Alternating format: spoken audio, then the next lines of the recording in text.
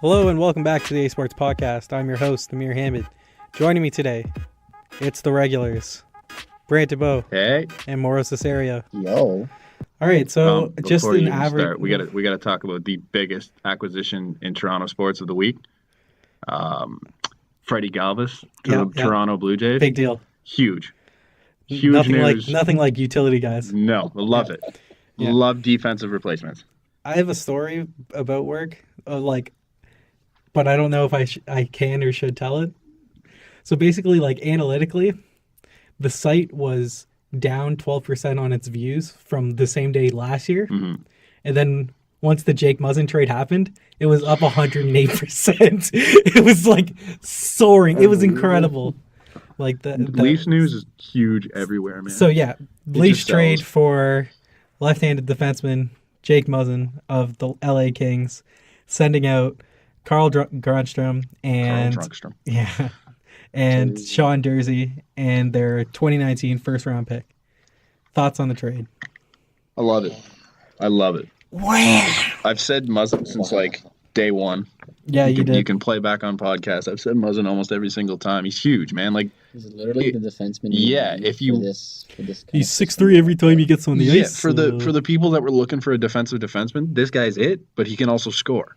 Yeah, I get you a man that can do both. I saw a video. I saw a video of Doughty and Muzzin talking about each other in the Cup Finals, the second Cup, and he's like, he's an offensive defenseman, but he can actually play defense, and that's all the Leafs have ever needed, never wanted. And if you look at the list of defensemen that Morgan Riley has been paired with, that list is incredible. See if I can find that. So the common partner he's had was Ron Hainsey. Yeah. Ron Hainsey was the longest. And then Matt Hunwick. Yeah. Nikita Zaitsev. Gardner was up there. Yep. And Polak might have been on that list as well. It's a bad list. I'll see if I can pull it up. It's incredible. Muzzin knocks everyone out of the park with how good analytically is, and also just eye test wise. Did you like the tweet? I might have, yeah. But I like a lot of tweets. I know. That's the thing. So with the acquisition of Jake Muzzin, does this solve the defensive woes of Toronto? Not yet. That's what I think also. There's still room. It's close. It's the biggest step you could take. They're head over heels better than they were the other day. He's literally not the headliner. He wasn't the number one on the market. But he's probably the best defensive defenseman that you would have been able to find. Yeah, you can't beat this. You can't beat it. Yeah. Especially for what they gave up. You didn't lose Kapanen, you didn't lose Johnson, you didn't. You gave up a first. You didn't lose a roster. Lily. Player. You didn't. Your roster is almost exactly the same. Yeah, Sandin and Lily are still here. So that was part of the Pierre LeBrun tweeted this morning that some guy was like, "Oh, the Leafs they made a move without having to put Kapanen in a trade." This basically confirms that all the other right shot defensemen that you would have wanted, they would have wanted a roster player. And the fact that you didn't give one up and subtract from this team, I mean, how can't you come out smelling like roses? So I've got the Morgan Riley list. You ready for it? Yeah. So I'll start at the bottom because it's more fun. Corbinian Holzer, Scott Harrington, Carl Gunnarsson, John Michael Lyles, Frank Corrado, Alexei Marchenko, Mark Fraser. Keep in mind that their minutes together are going up as I go up this list. Mark Fraser, Eric Brewer, Travis Dermott, whatever. Paul Ranger, Dion Phaneuf, Tim Gleason, Stefan Robida, Connor Carrick, Cody Franson, Martin Marinson, Roman Polak, Matt Hunwick, Jake Gardner, Zaitsev, Hainsey. That's the thing, dude. Martin Marinson is sixth. With this trade, the thing that's incredible about it is the fact that both the analytic community and the hockey Twitter, not hockey Twitter, but hockey experts are wow, this trade is great for the Leafs. But the only thing that Muzzin checks so many boxes. Yeah. Big, plays defense, physical, reliable, puck mover, logs minutes, kills penalties. Scores the one box that he doesn't fit is right shot. But he can play the right side. He plays the right. So Is it a negative? A little bit. I mean, because like you're not as comfortable. There are certain situations where it helps to be right-handed on the right side. It helps having your handedness. I think you put Muzzin on the left and have Riley on the right. That's what I just told you. It opens up that one. Yeah, it opens up that one-timer ability, right? He does have a big shot. Yeah, Muzzin. Yeah. Because then, I don't know. Riley, you need Riley to be offensive, right? At this point, with Muzzin on his. But the counter move is the fact that Riley's having a career year, and you're going to put him on his offside. Yeah, but that's better for him offensively. Is like it? the only issues of having like an offside defenseman is when the puck's coming out, you're now taking it on your backhand, which like Riley's such a good skater, it doesn't matter. He can pull it off there quick. And then in your defensive zone, it's tough to get the puck out because you don't see as much. Mm-hmm. Like you have to turn and make that pass. But realistically, his skating ability just kind of neutralizes all that. It really doesn't matter. So I mean, you have him in the offensive end for that one-timer opportunity, and so he can see the ice. Yeah, but I don't know. And so let's look at the trade as a whole and judge, the parts coming in, parts coming out. Greg Wyshynski basically tweeted like his thoughts on the trade was like, "There's nothing I can like hate about it. Like Toronto got the player that they wanted, fair, man, and he's just like win-win." Yeah, he threw out like an Archer gif, win-win. And did you see Scott Wheeler's tweet about it though? No, because he wrote up a mid-season prospect rankings for the Leafs. Yeah, and he goes, so it was like opens up the thing like it was in the stars, and he goes opens up podcast or mid-season rankings, deletes 2 of the top 5. I'm like, ooh. Yeah, that's tough. I think he was big on some of the guys. Yeah. I mean, Dursey was up there. Yeah. Grundstrom was cool. Grundstrom really going to make the roster though? Next year, I think. But how many years would he have had left on his deal? 2 or 1? I can pull. It'd be 1 or 2. I'm not on his entry level deal because he would. But you would have signed him for next to nothing, right? Yeah, but it's not as much of a relief as you would have thought. Like, because in the year after he plays on that low salary and he's on a third line, he's going to need Kapanen or Johansson level money. You know what I mean? If he's that good. Yeah. I don't know. But I mean, like, if you're on this team and you're a competent winger, you're going to be good because of the star talent. He's signed through next year. That's what I mean. So he would have been on a 1-year deal, basically, because you're not playing him this year with the big club. Yeah. I think Dursey was. I don't think it's a huge. Dursey's a bigger loss. Yeah, because you don't know what Dursey's ceiling is at this point. And the fact that he's having a career year once he got traded to Guelph, the Guelph Storm, like, and he's a right shot defenseman, good like measurables and everything. But again, I think it just kind of shows where the Leafs are sitting right now. They want to win. Yeah, and this is the time you need to. In 4 years, when Dursey gets here, you're going to be a different team, right? Yeah. Like, and his timeline is still 2 years away. Yeah. Because realistically, 2 years before he's here, not even 2 years before he's like good contributing. Exactly. Like in 4 years, Dursey is a maybe. He's a top 6 guy. Yeah. But I think like if the Leafs right now on their timetable is they're not touching Sandin and Liljegren probably unless it's for a big fish that's like Petro, Parayko, but like long-term guys that aren't. I don't think they do it, but it has to be Petro. I'm not sure, but either way, like Sandin's ready maybe next year. Liljegren's definitely ready next year. He should be ready this year if he wasn't hurt. Sure. So let's analyze more. Like giving up the first round pick. It was coming. I don't hate it. It's going to be the 28th to 30th pick. Yeah, like 20 plus. For the Kings, it was more like a sum of the parts is better than the one individual player. Because could they have done like Janssen and a first for Muzzin? One roster player that they could use now, or just guys to develop. Which is, I think, better for the Kings and better for the Leafs. Yeah, I think this is a win-win. Like it's fair on both sides. The Kings need to get younger quick. Like is Janssen and Grundstrom like competent player comparables? Not from the style of play, but from their ceiling. You see Janssen and Grundstrom? Yeah. I think Janssen's got more tools, but like ceiling wise, they're like top 9 guys. Yeah. Yeah. I think because Janssen you can play with. I still don't think you know what Janssen can be.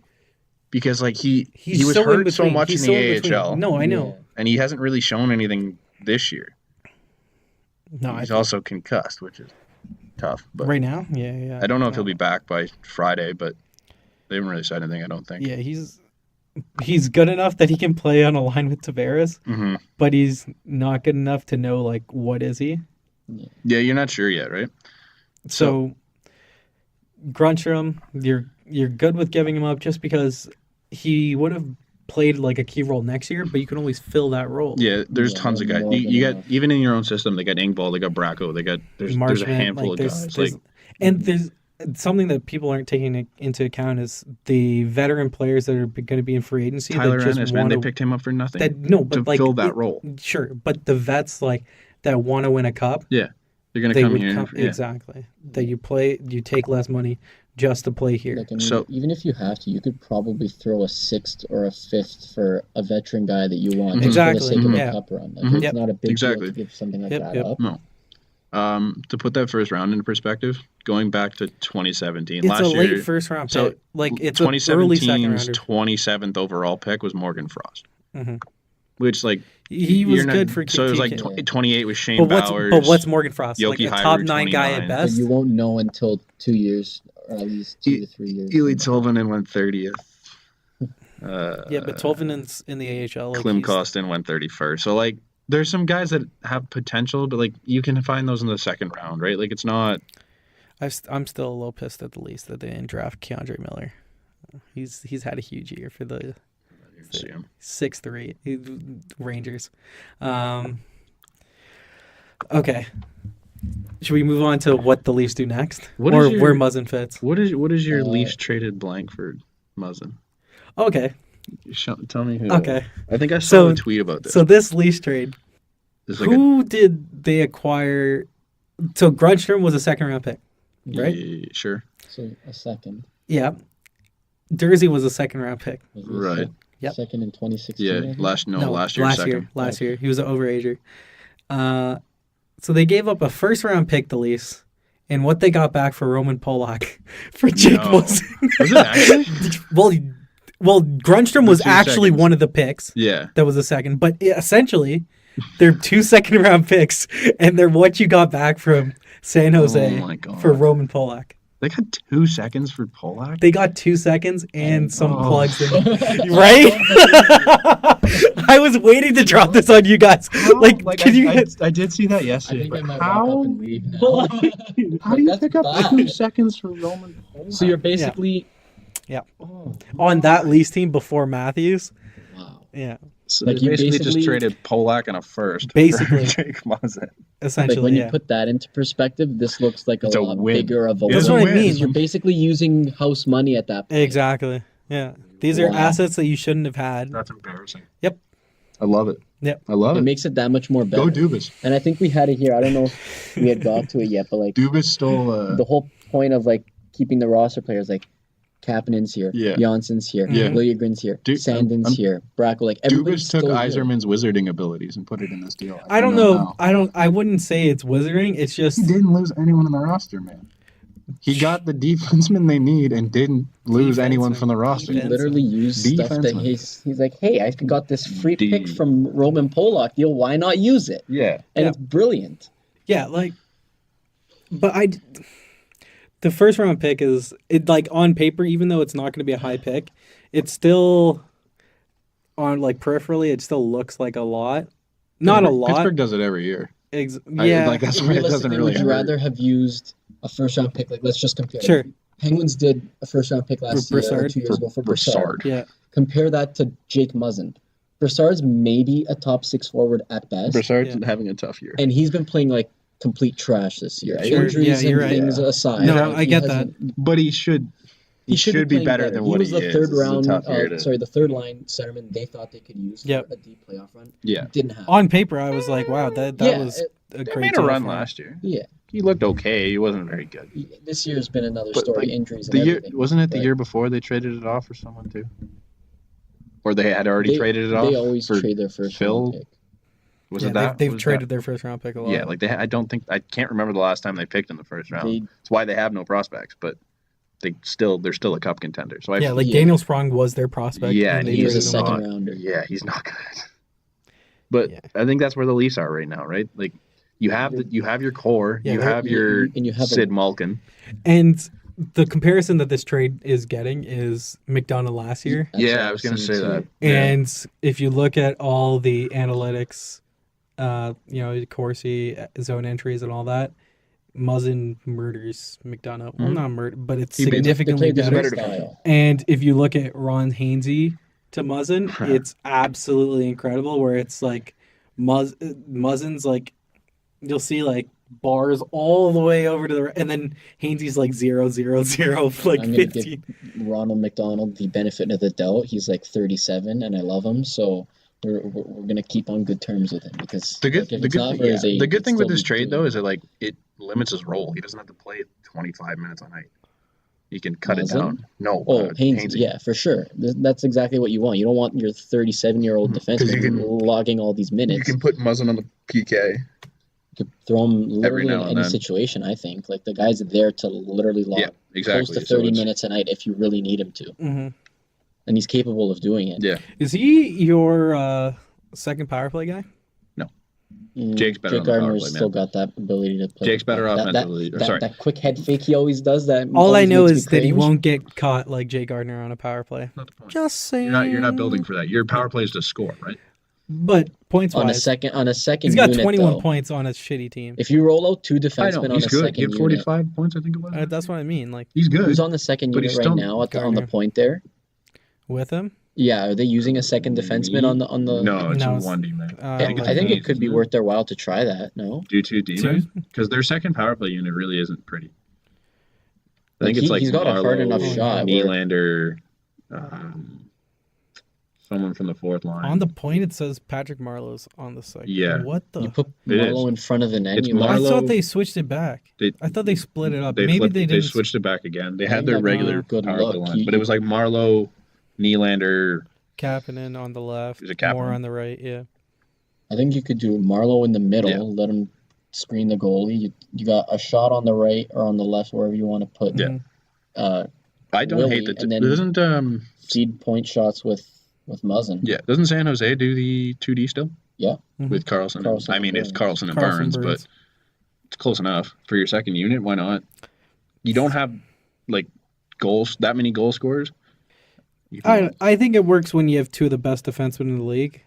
When you have two good defensemen, is Jake Muzzin better than Patrick Marleau? Yeah, this year, yeah. Who's the other? Been pretty. Nylander and Kapanen get the nod over him, I'd say. But then, who was the other one on that? Trevor Moore. Trevor Moore or Jake Muzzin?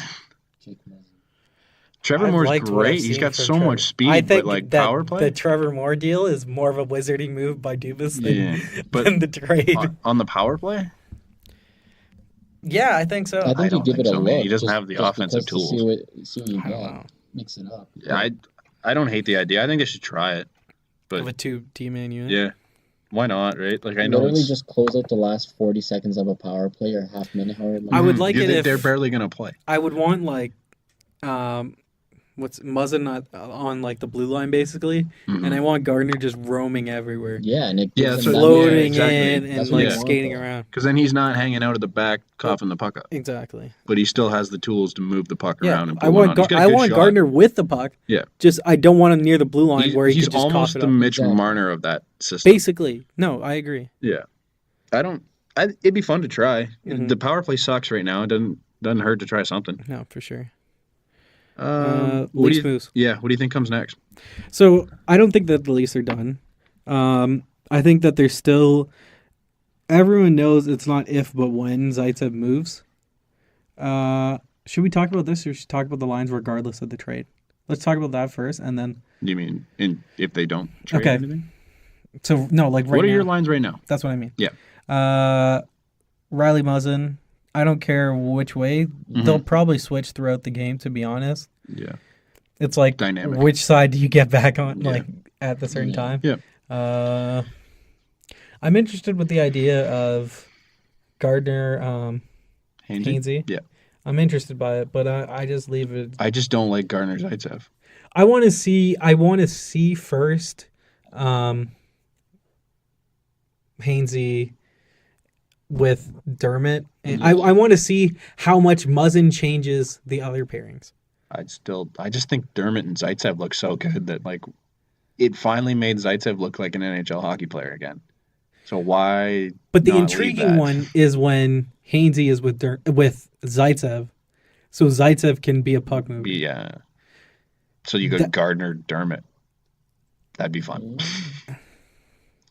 But to start it off, like to start Gardner, to try Riley, it, but I would keep it how it is. Yeah. Like O's moves out, even though O's might be better than Zaitsev right now. Mm-hmm. But that sucks that O's is going to get scratched out of all this because he's I think O's is a chit like that you can trade. Yeah. Like why wouldn't he's not signed through next year, is he? No. So he's a rental, which is he's an RFA though, which right? will get you that pick back. A first? Not the first, but you get a second. Well, that's what I mean. Like, could There's you not? A lot of teams looking for D-men. Dallas could use a D-man right now.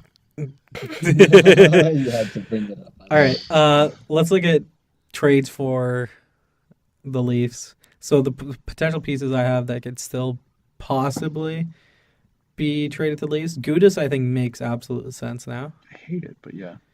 I just hate Gudas. I just hate him. I want a goon.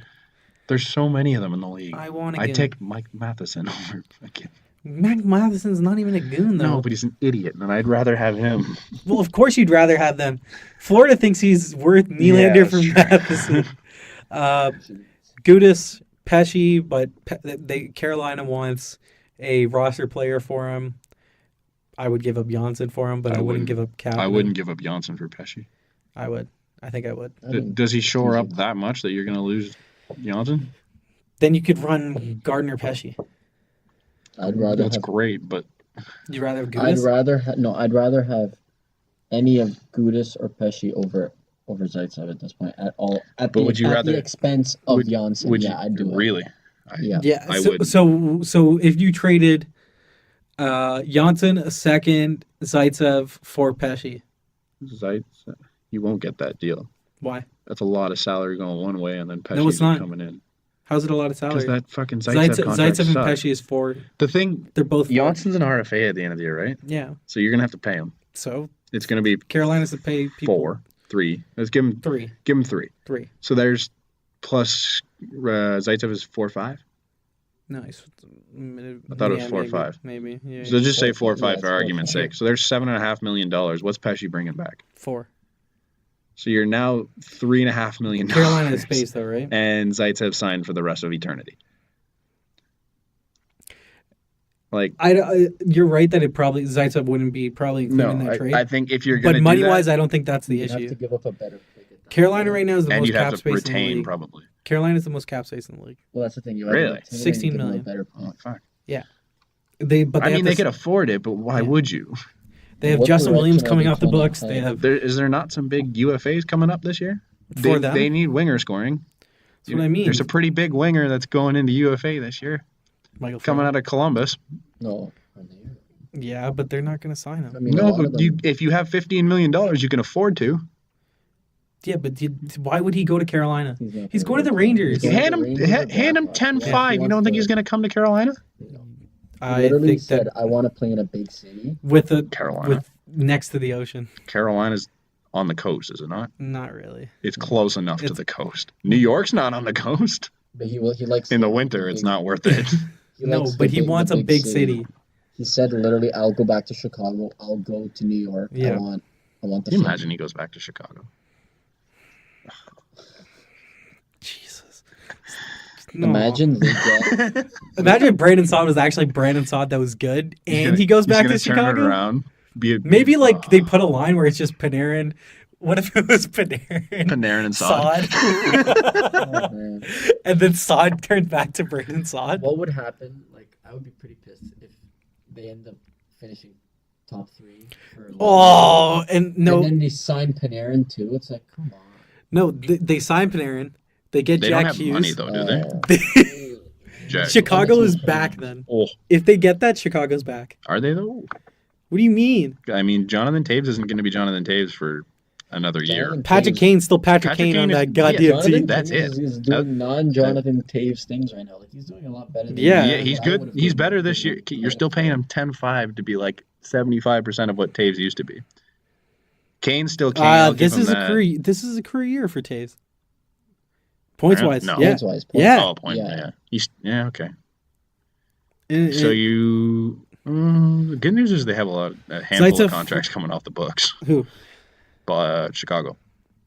Why are we talking about Chicago? Okay, of the other guys, Pietrangelo, Parayko, I don't see them as being like viable guys. I see like the guys I can see the Leafs actually trading for either a second pair or third pairing guys are Gudas, Jensen. Jensen would be a good one. Pysyk. Because you might not lose Janssen Kapanen.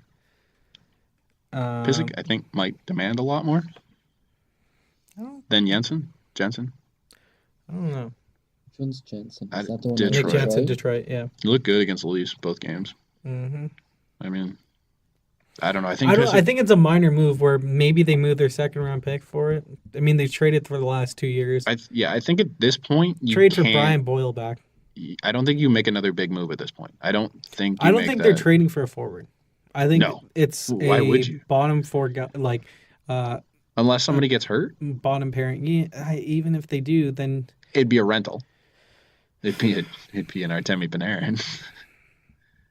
What would it someone would have to get hurt. Then it would be like a Lily. No, I wouldn't even do it at that point because it would have to be a high prospect, a pick, and someone else, and a roster player. No.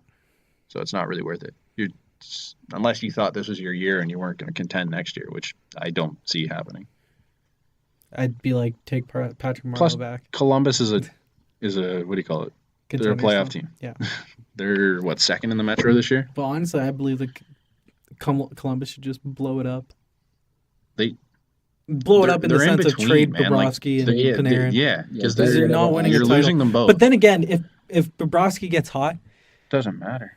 You're not winning a cup with this team. I don't know. You're not winning a cup. Bobrovsky can steal games. He hasn't been that great in the playoffs, I'm pretty sure. That's what I mean, though. What if it clicks? Like Washington clicked last year. Okay, but who's going to score? Artemi Panarin. And Cam Atkinson. Atkinson's on a great year right now. Okay, so you got 3 guys. Match that up with any other team in the Boone Jenner. Match that up with anyone else. They don't beat Pittsburgh.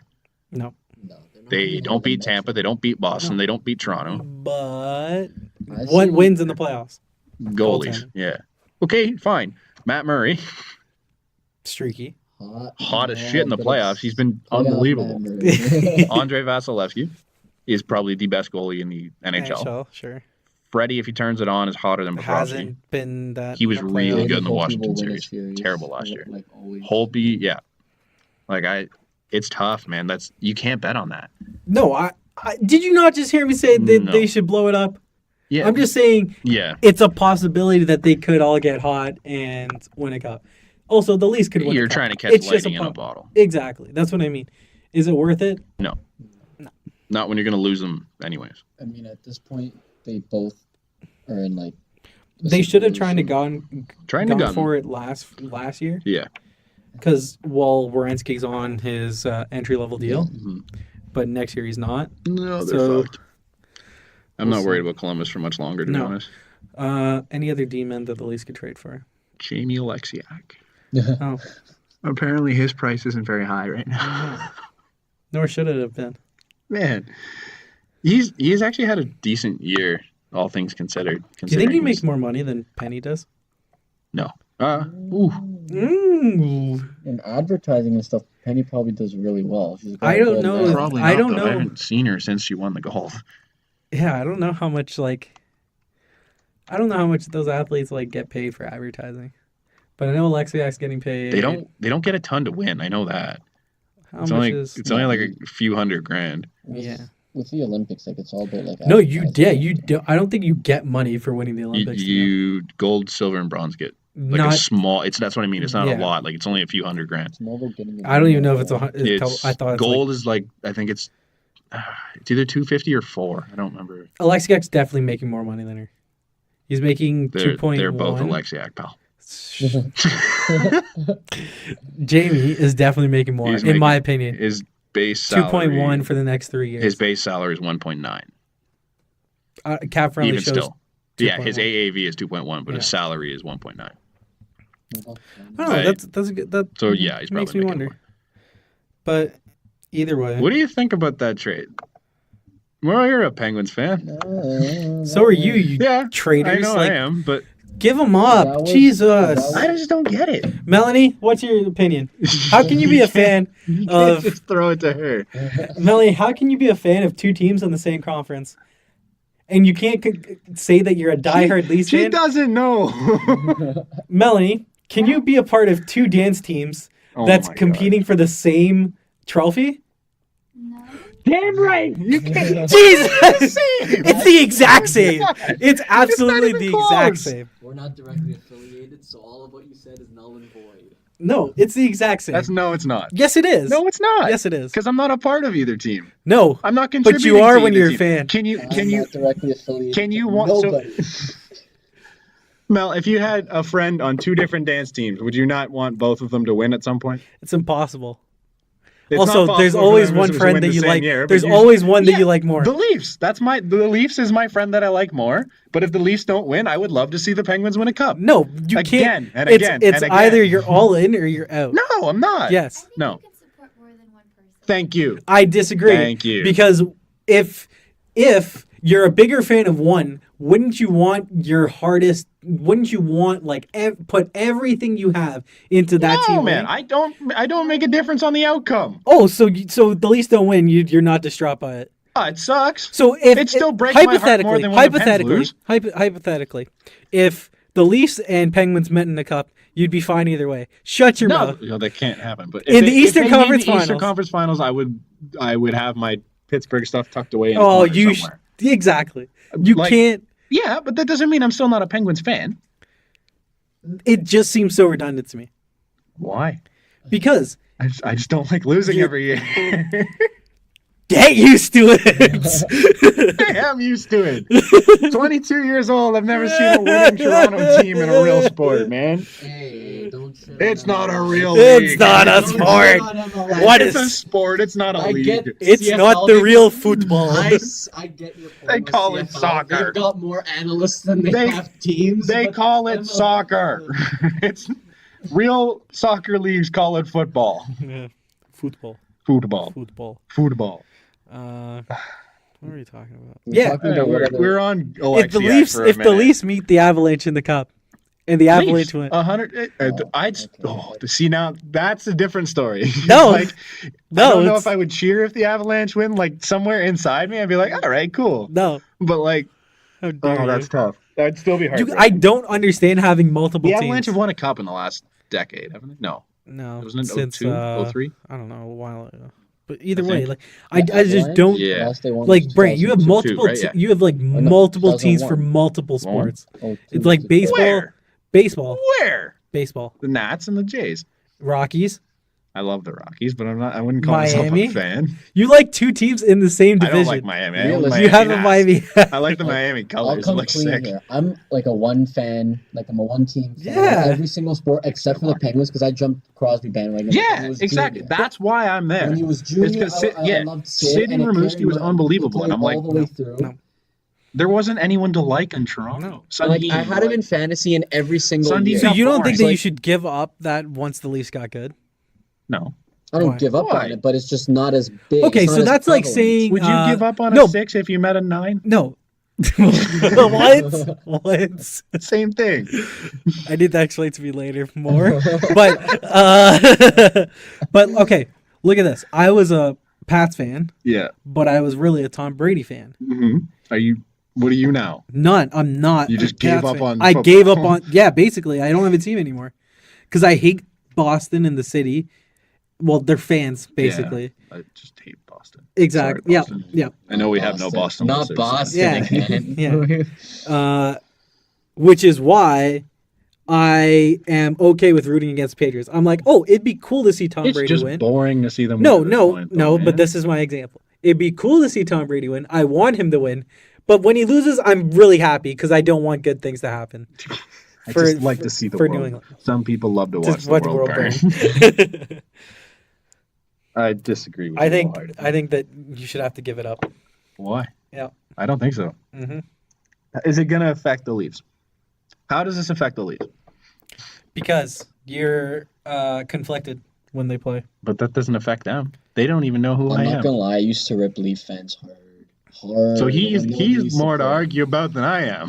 No. But I've calmed down. I've significantly calmed down. Like 2012 me cheering for Pittsburgh is like night and day difference between 2019 and 2018 me cheering for Pittsburgh. I used to have the big they won vendetta 3 cups and it's just like, we're done. It's fine. I don't know, man. For me, I understand, as a child growing up and having affiliation to a certain player on a certain team. I was a big A-Rod fan. I was a Yankees fan for a time, but then I fucking gave it up once the Jays. I might have to lose Washington in a few minutes anyways in the MLB. So that's what I mean. When that happens, sure, okay, maybe I'll jump ship on if that. Sidney Crosby got traded for the Pens, hypothetically, where? I've been asked this. So where to? Washington. Fuck you. And he plays on the line with Tom Wilson. If you said Tom Wilson's a fantasy monster, okay? If you said Dave Steckel, I would have Dude, a problem. Tom Wilson, Sidney Crosby, and Alex Ovechkin. No, I would not be a Caps fan. What would the trade be?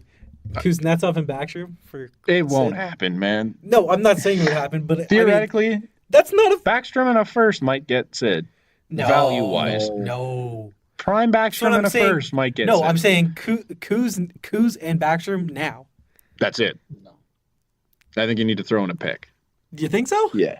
Backstrom isn't Backstrom I have to anymore. give up a first-round pick. Who gives a shit? It's Sidney Crosby. To answer your question, no, I would not be a Caps fan. That's what I mean. But I'm going to be a Penguins fan. If I'm going to want him to succeed, I want the team to succeed, right? Okay, so... But I just can't everyone on the Penguins retire. myself. You're still going to be a Penguins fan. Probably not. I used to be a Red Sox fan back when that team was fun. So the Pens become the Leafs before Matthews. You're still a Pens fan. The Pens become what? The Leafs before Matthews. What do you mean? Are you still a Pens fan? What do you mean? The Penguins have a team similar to and go through the rebuilding phase. They did. Of the Leafs before Matthews. They did. Matthews was basically Sid in that time, but you weren't a Pens fan then. No. That's what I mean. You're only a fan of them because of Sid. That was 14 years ago. You're only a fan of them because you I was 7. You took it. That's what I mean. You're only a fan of them because of Sid. It was all because of a lottery. So I could have been cheering for fucking Arizona. Yeah, exactly. Just so happens the ball came out. So then why are you a Sid fan? Because stop being a Sid fan. Why? I don't think there's a problem with being a Sid fan. Okay, stop being a Pens fan. No. I'll stop being a No. You have my word. I'm going to make it live to everybody. I'll stop being a Pens fan when Crosby leaves the Penguins. That's not... No. It's because the Penguins are competition. That's what I mean. If the Leafs play the Penguins in a playoff series, I promise you I will hide all of my Pens gear. But until that moment, I'm going to cheer for teams. I like PK. Okay. But if he was on the Habs, I have no problem with... Did you not like PK before when he was on the Habs? Yeah, I did. Yeah, so shut up. No, but I didn't like the Habs. No. You like the Pens. That's the problem. Yeah, but I have no reason not to like the Pens. The Habs are a different story. If Sid got traded to Montreal in 2 years, I would not like Sid anymore. Let alone Sid got traded to the Bruins, I wouldn't cheer for the Bruins. As a kid, I was a huge Ginla fan. But that doesn't mean I'm a Flames fan. I want Flames. I want Ginla to do well. Which in turn, the Flames wanted. You want the Flames to do well. But now I don't, because I want the Leafs to win. Right. Sid's still there. But you're rooting for the Pens. Because Sid's still there. But it should be you root for Sid and you don't root for the Pens. They're together. No, they're not. Because if Sid plays well, the whole team's going to play well. Wrong. Not wrong. Have you seen that, man? When he's on, the team wins. I think this is a clear... you should have an intervention. Who? What do you suggest we do? There's 2 of us and 1 of you. What's the solution at hand here? Forget the Pens. No. If he's still on the team, you don't just say fuck Sid. No, I'm not saying fuck Sid. I'm saying... You want him to lose all of a sudden. No, I'm just saying don't feel any way about the Pens winning. Why? I want to celebrate. I'll go down to Pittsburgh, celebrate with the cup. Why not? Like, why? Why you have not? no affiliation to that city. to the team. I don't have to. I just don't see why it's special. It's fun. Doesn't have to be special. It's just fun. It's more fun to watch a team that wins. I hope my team wins. I agree. I hope my team wins, but they don't. It's more fun to watch a team win. Mm-hmm. But when you have a team that's so close in proximity, like, could you imagine? 6 hours away. 5. There's like 5 on a good. Okay, it's 6 hours. It's 5. 5.5. We'll meet in the middle. No, it's 5. Holy it could be 6. I drove there. I just did it over the summer. Oh my god! It's like and we'll I go took a picture in front 5.5. of all the banners. It felt good. Have a picture with Iceberg. What are you gonna do about it? No, there's like 4 other teams in between us and Pittsburgh, but okay, but my guy Rick. I'm not gonna be a Buffalo fan. Okay, but I'm not gonna be a fan of anyone. Hypothetically, if the Pens moved to Hamilton like they would have, I would jump ship. The Leafs have brought me nothing but heartbreak. Why would I stick around? But you suck! Oh my god, you're the worst! Why? You're the worst! Now I'm affiliated. I'm affiliated close. Because no, I'm not. So further away now. But so when how much are tickets to Hamilton games? Let's just put that in there. How much is it to get a ticket? 3/4 of what it'll be for the Leafs. Then I'm a Hamilton fan because I can't go see the Leafs ever. Cost efficient, man. Like, do you not agree that when I don't even know what you're gonna say. It's harder when a local team wins? Yes. Like I brought this point up, I swear to God. I don't know. I've never had a local team win. Yeah, I know. So we can't argue about that. But when you have a personal connection to a team and you see them win, it's huge. It's so much cooler. That's what I mean. But they're not winning.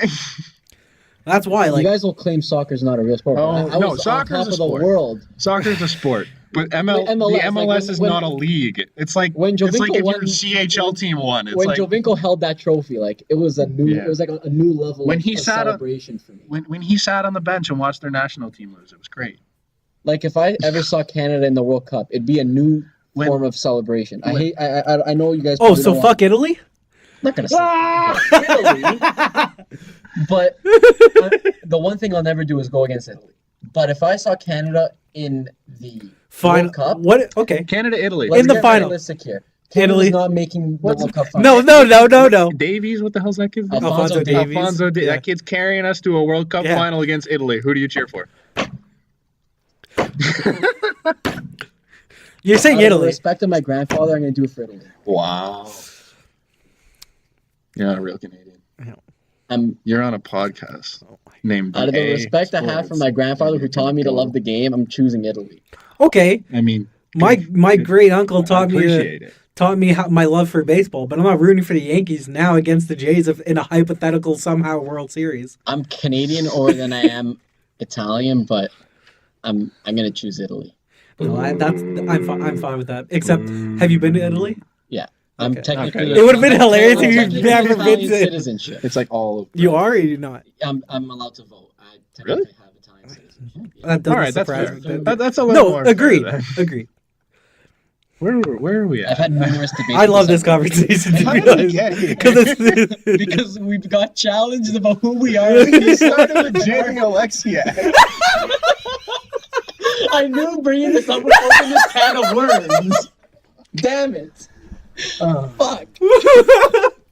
So yeah, good deal for Jamie Alexiak then, right? That's what we got. I don't know, but Alexiak makes more. Jamie over Penny all day. Oh, because it was how much do they make? Yeah. No, you just started hating on us liking Penguins. As soon as the Penguins came up, it's like, oh, how can I turn this into the whole who are you as a person with your bit of a sports breaking news. Ship. Austin Watson has been suspended indefinitely by the NHL and admitted into stage 2 of the league's substance abuse and behavioral health. Is this the second time now? No, the first one was domestic. Well, it's stage 2. Damn. Holy shit. Yeah. Well, this takes a big swing. It's a good thing I released him from my fantasy team. Yeah. That's fucked. Because he was. It was 25 games he got for the domestic. So the league released a statement and said Watson suspended is quote, related exclusively to his ongoing issues with alcohol abuse, end quote. That guy's got a lot going on, eh? Yeah. The Natural Predators are saddened and disappointed for Austin Watson and his family as he enters the NHL and NHLPA substance abuse and behavioral health program for alcohol-related treatment. We are grateful for the NHL and NHLPA program and will cooperate in any way necessary as we continue to support Austin and his family as they go through this difficult time. Because of personal nature of the substance abuse and behavioral health program and exclusive focus on Austin and his family's well-being, there will be no further comment on this matter. Okay. Wow. That's tough. I think the positive side is that it wasn't for DV. Yeah. At least from what in the little I've read. I didn't read a whole lot about his domestic, but did that have anything to do with his alcohol abuse or substance abuse? Sorry? They were both. Yeah, they were both drunk. Like him and his. They both were. Okay. Yeah, I think so. So, yeah, I'm pretty sure. So I mean, he's solving the root of the problem. Yeah, this time, as opposed to just getting help for it. But and on paper, like Austin Watson is like the perfect guy you want for the playoffs because he's an asshole that can play. Scores. He's had a good year. He's a great player. That sucks, man. It just sucks. That's tough. I hope it's not for, his prior transgressions, but we'll see. Do you want to talk the All-Star game really quick? Yeah, sure. I was working during the All-Star, Do you see the skills? Yeah, I think the skills are a bigger story during than that, the game. and it sucked. Yeah? I think that it's a big waste of it's a waste of time, but there's certain things that they could do in it so that it's not a waste of time. Like in the not in the accuracy, but what's the one with all the little hockey nets? The passing challenge, whatever that one is. Sure, the precision one. Yeah. Once you're out of it and you're over the time, can we just cancel it and boot it out? Like Doughty last year when he was just frustrated, he was just hammering pucks, and he's like, "Dude, I'm out of it. I know this. Like, let's move on." It's too long. It's way too long, and it's not enough. But it's not. It's not some really... of it's just ridiculously hard. Like you see those mini nets, and I'm like, how the hell? Like, I know they're NHL, though, man. Like the fact that they hit those is incredible. I didn't watch it, but I remember last year they had that thing where one guy had to shoot from the blue line, one guy had to shoot from the center, and then that was fun, had to score. Dude. That was sick, the longest shot, the one with Mike Smith nailed that in one shot. Sure, dude. If he did, yeah, but it was. He did, and that was sick. Yeah, that's a fluke. He's still Mike Smith can handle the puck, Mike Smith is great at handling the puck, but I don't mind that because it's so quick pace. Didn't he win like 10 grand? Like it's one shot, one shot. Yeah. Opposed to here's like 2 minutes of your life that you'll never get back. Yeah. Do they at least do the shootout challenge where like everybody does like the creative? Yeah. No, not like they used to. They did a save streak thing. So it was a similar idea. They took the entire division and had them shoot against a goalie. Another division's goal. Yeah. And however many saves he makes in a row, it counts towards his streak, and he just keeps going 10, until it ends. Yeah, after I think 10, 8 guys, I think it was on each side. And so you get 8 shots, and then if you made the 8th save, you keep on going until you miss, or until they score. So, I was always a big fan of having Subban come out with the wig. But come out with the glasses and the hat. It lost its That's what I mean. Though, right? There's no fun guys. There's no fun guys in the NHL. It's more of an NHL problem than it is and I don't think either of them were there. PK and Ovi. Yeah. Neither. And Ovi, not even really. He has fun there. He's an entertaining a great guy that you want to see. Sure. I think Fleury's great. Yo, Fleury's a blast. Fleury's a beauty. He's got like one of the smile. His smile is unreal. Saw it firsthand. One Chicklets. Yeah, I did. That's at the he was talking about the guy that tapped him on the shoulder. Yeah, we screwed up his toilet. Cool. Like, there's no personality in the NHL, and it sucks. I think it's coming around. I don't think so. It's not coming around far enough, though. No, but it's early. Like, it's just starting. Like, PK's only been in the league for... PK's always been a personality. Yeah. So you get guys... need more of it. You need more of it, yeah. And who of the young guys but in it's the not league just going to do this, right? Gujo's got a bit of it. Nah, I don't think so. Not to the same extent. He's fun. I don't know. He's fun. I've met him. He's actually a really fun guy. Ryan Reeves is kind of an entertaining but guy. he's not in the he's not a superstar. He's not a star. But you know him because of that reason, right? Like the stars are all. But boring. That weekend Matthews is has more a personality to him. But he does some stuff. But he's not outgoing. No. He's not. That's what the NHL. He needs to be the like NHL needs more PKs, to be honest. Yeah. Yeah. Like the guys who will go out of their way and like do like the little things and like the funny things and make the game entertaining. Mm-hmm. Yeah. It's tough. That's not going to come around. Like Matthew Tkachuk could be that guy. He's not very fun though. He's a little prickish. He plays like fun. Was Marchand there? No. He was. No, he wasn't. No, he wasn't. Pasta was the only loss. Because even Marchand's even fun because everyone hates Marchand. Yeah, but he's not fun because of his personality, right? Like, no, but I think he can be fun. Yeah, like he knows he's a pest and he'll celebrate. That's what I mean. Like, he sells, and he's fun for Boston fans, but he's annoying as shit for everyone else, right? Yeah. But I feel like that's also a good if you get to see him on another level, it makes it a little bit better in terms of from the game's perspective. Speaking of the skills, they did Kendall Coyne Schofield. Yep. Did the fastest skater for McKinnon. She was unreal. Was it the fastest skater? Yeah.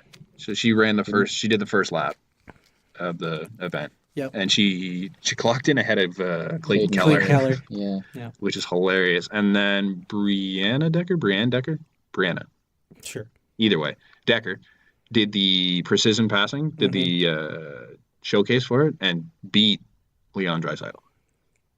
Beat everyone. Beat the entire I saw field. like that time-wise, like the NHL said they looked into it and she was a little slower, but like they're gonna say that regardless. Either way, it was like she was close enough that the CCM gave her the $25,000 that she would have won. So like that's entertaining stuff to see. It's not. Why? It's not entertaining because that happened after the fact. Yeah, but like if you start showing stuff like that. Start showcasing. It's good for the sport. Man. Okay. For the sport.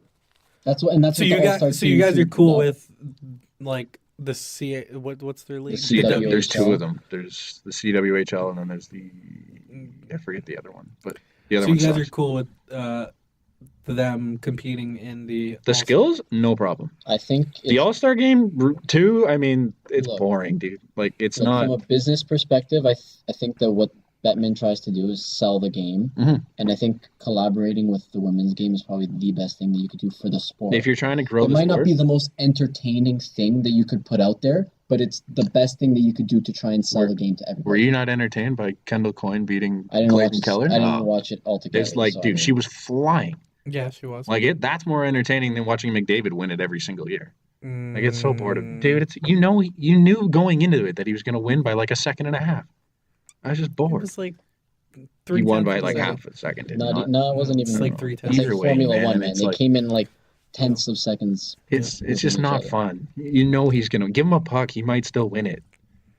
Like it's cool to see. I'd like to see that. Yeah, I think he. I'm cool for the showcase. I don't know about like competing in the actual events, just because they're not an NHL All-Star. You know what I mean? But I feel like they've also shifted of what it means to be an all-star. It used to be literally the best of the best. Yeah, it's no longer now the it's best of the inclusivity with making sure everybody's represented. Yeah. So they've taken it to another stream. They've made this weekend sort of basically a selling of the game than it really is a showcase. You're using this to grow the game, essentially. So why not include them and just grow the sport in general?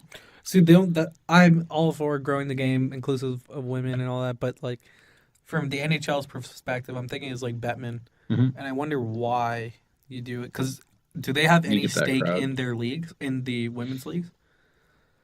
I don't because if think they, so. I don't expect you guys to know, but if they don't, then I don't know why you would do it it's a good from PR that thing. Exactly. That's it, right? Yeah. Like you're gonna bring in that crowd, Sure.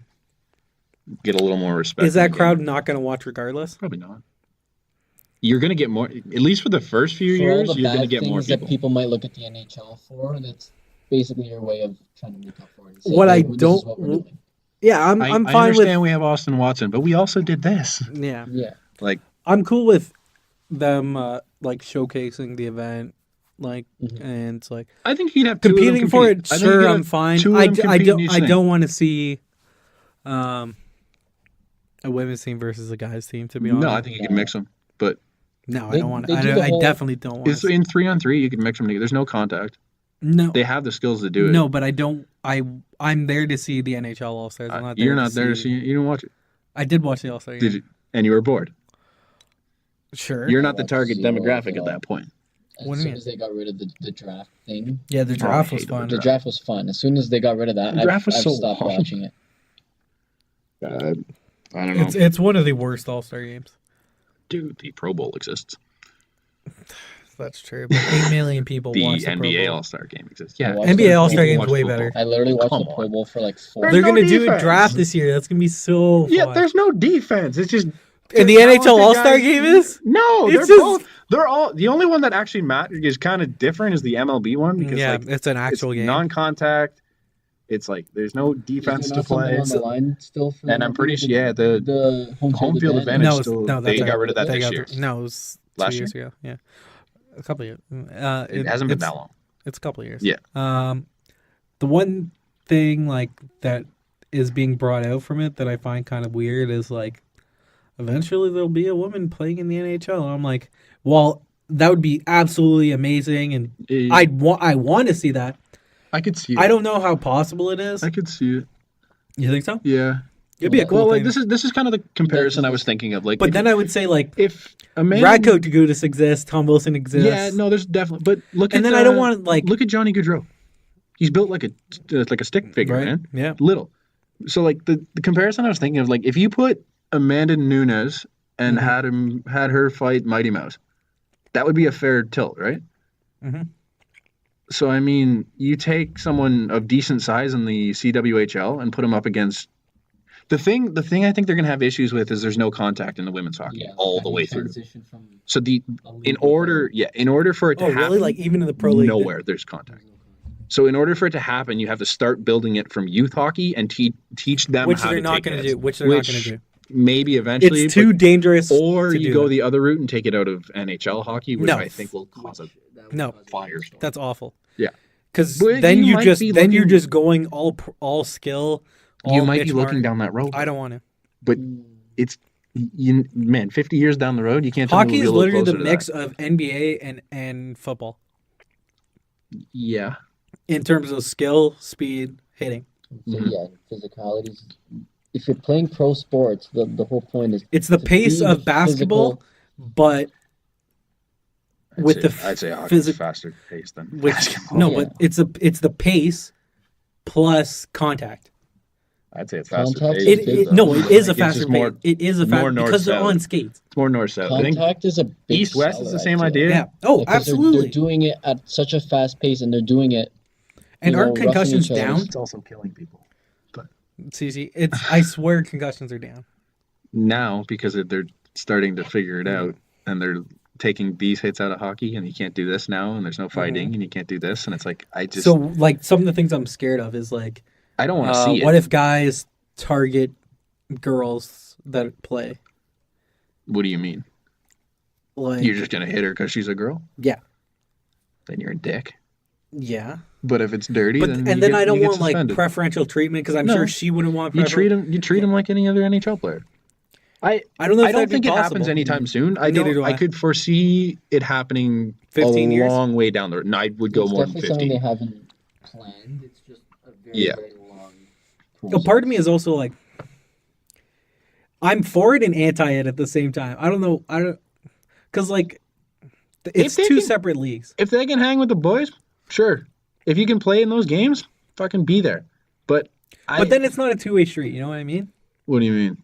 I can't go play if I had the skill. Yeah, but then you disband the CWHL. I feel like they would also cause a shitstorm in terms of contracts and stuff. Like what? That, I don't know. Women would. They would. Gap? Yeah. Yeah, like that could. Yeah. I can see it, but like, I mean, if you got a woman scoring 95 points a year, she should be getting the same contract that a man is. 100%. And I but feel then like I would keep it consistent with that. I would argue, longevity, like it would be an argument early on, and then you kind of see where things take you. I don't think it happens in our lifetime, to be honest. Really? Because it's just you got to start from the bottom and work your way up, and I think they don't have any plan of doing that anytime soon. Their league isn't even big enough to matter right now.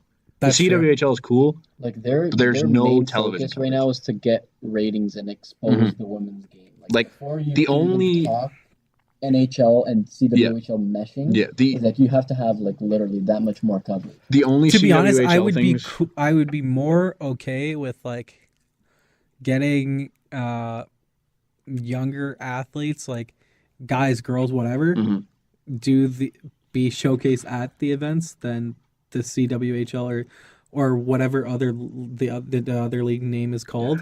Because if it doesn't affect the NHL, then I'd want something that tangibly could affect me down the line. Yeah. You know what I mean? People that could play in my league and also showcase like people for the future, not the current and the present, because I don't know how much it drives people to watch the CWHL.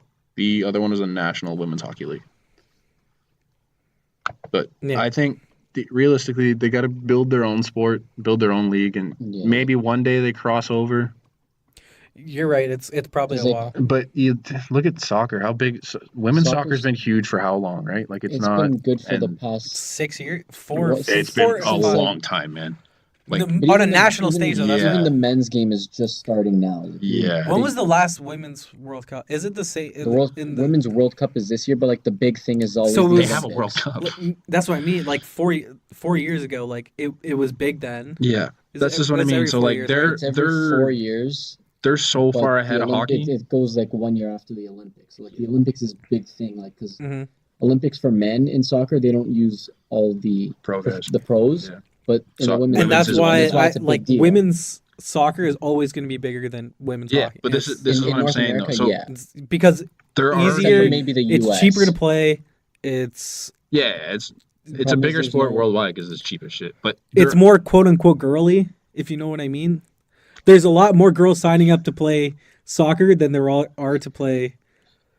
You guys laughing? Bold take. I'm not gonna get into that one. No, but what I mean is, I get what you're saying.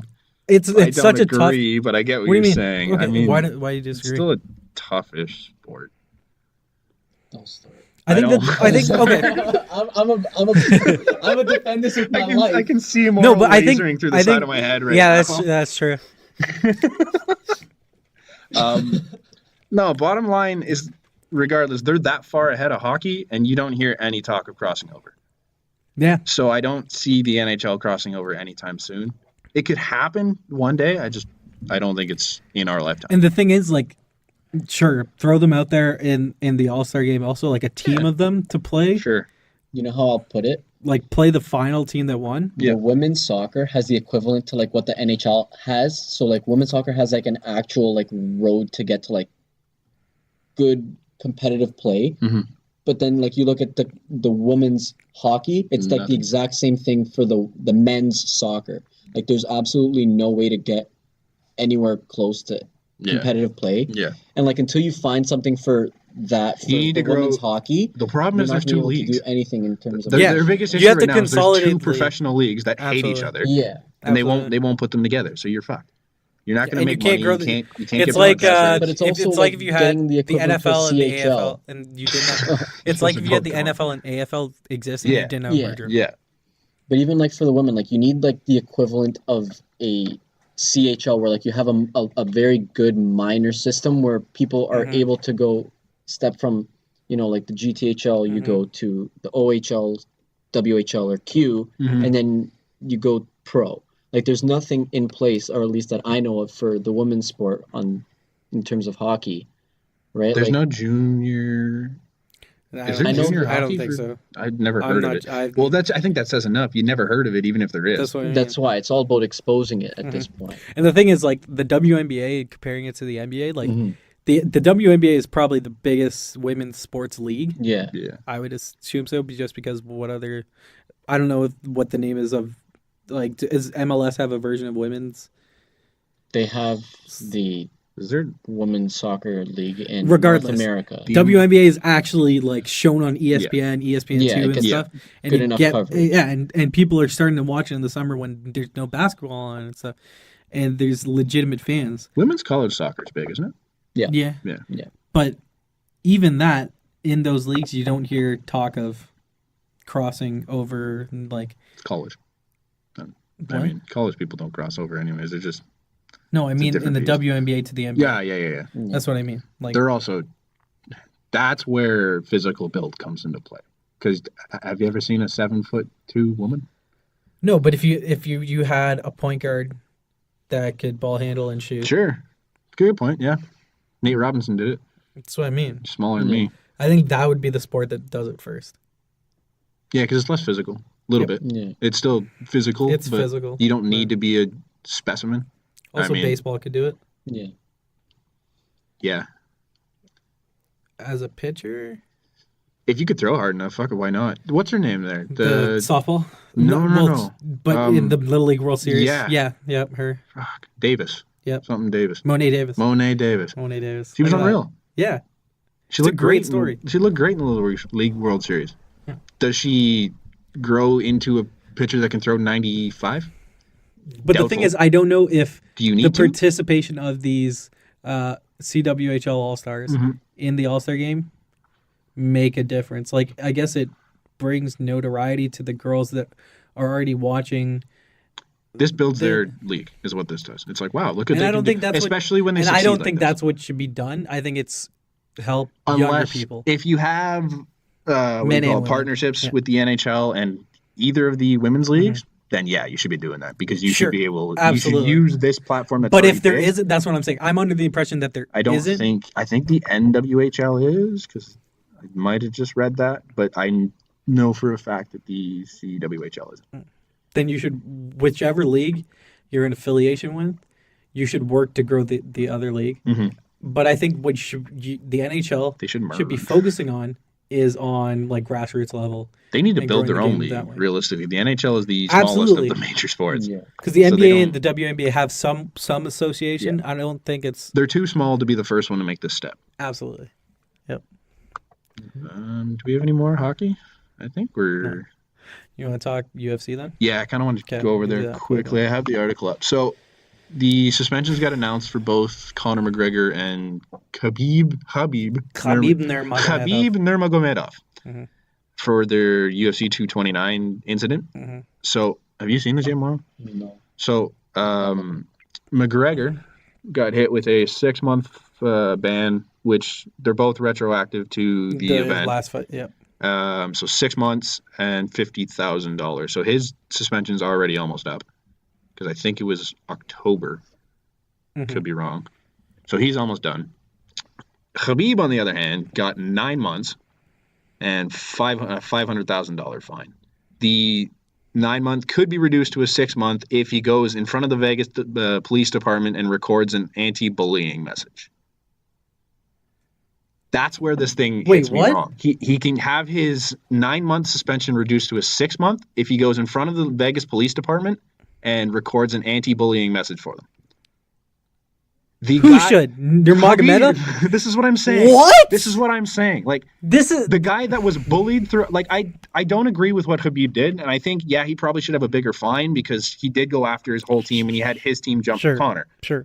But the fact that he was bullied through the entire press conference thing before and after, and now you're going to reduce his if he goes out to do this anti-bullying thing.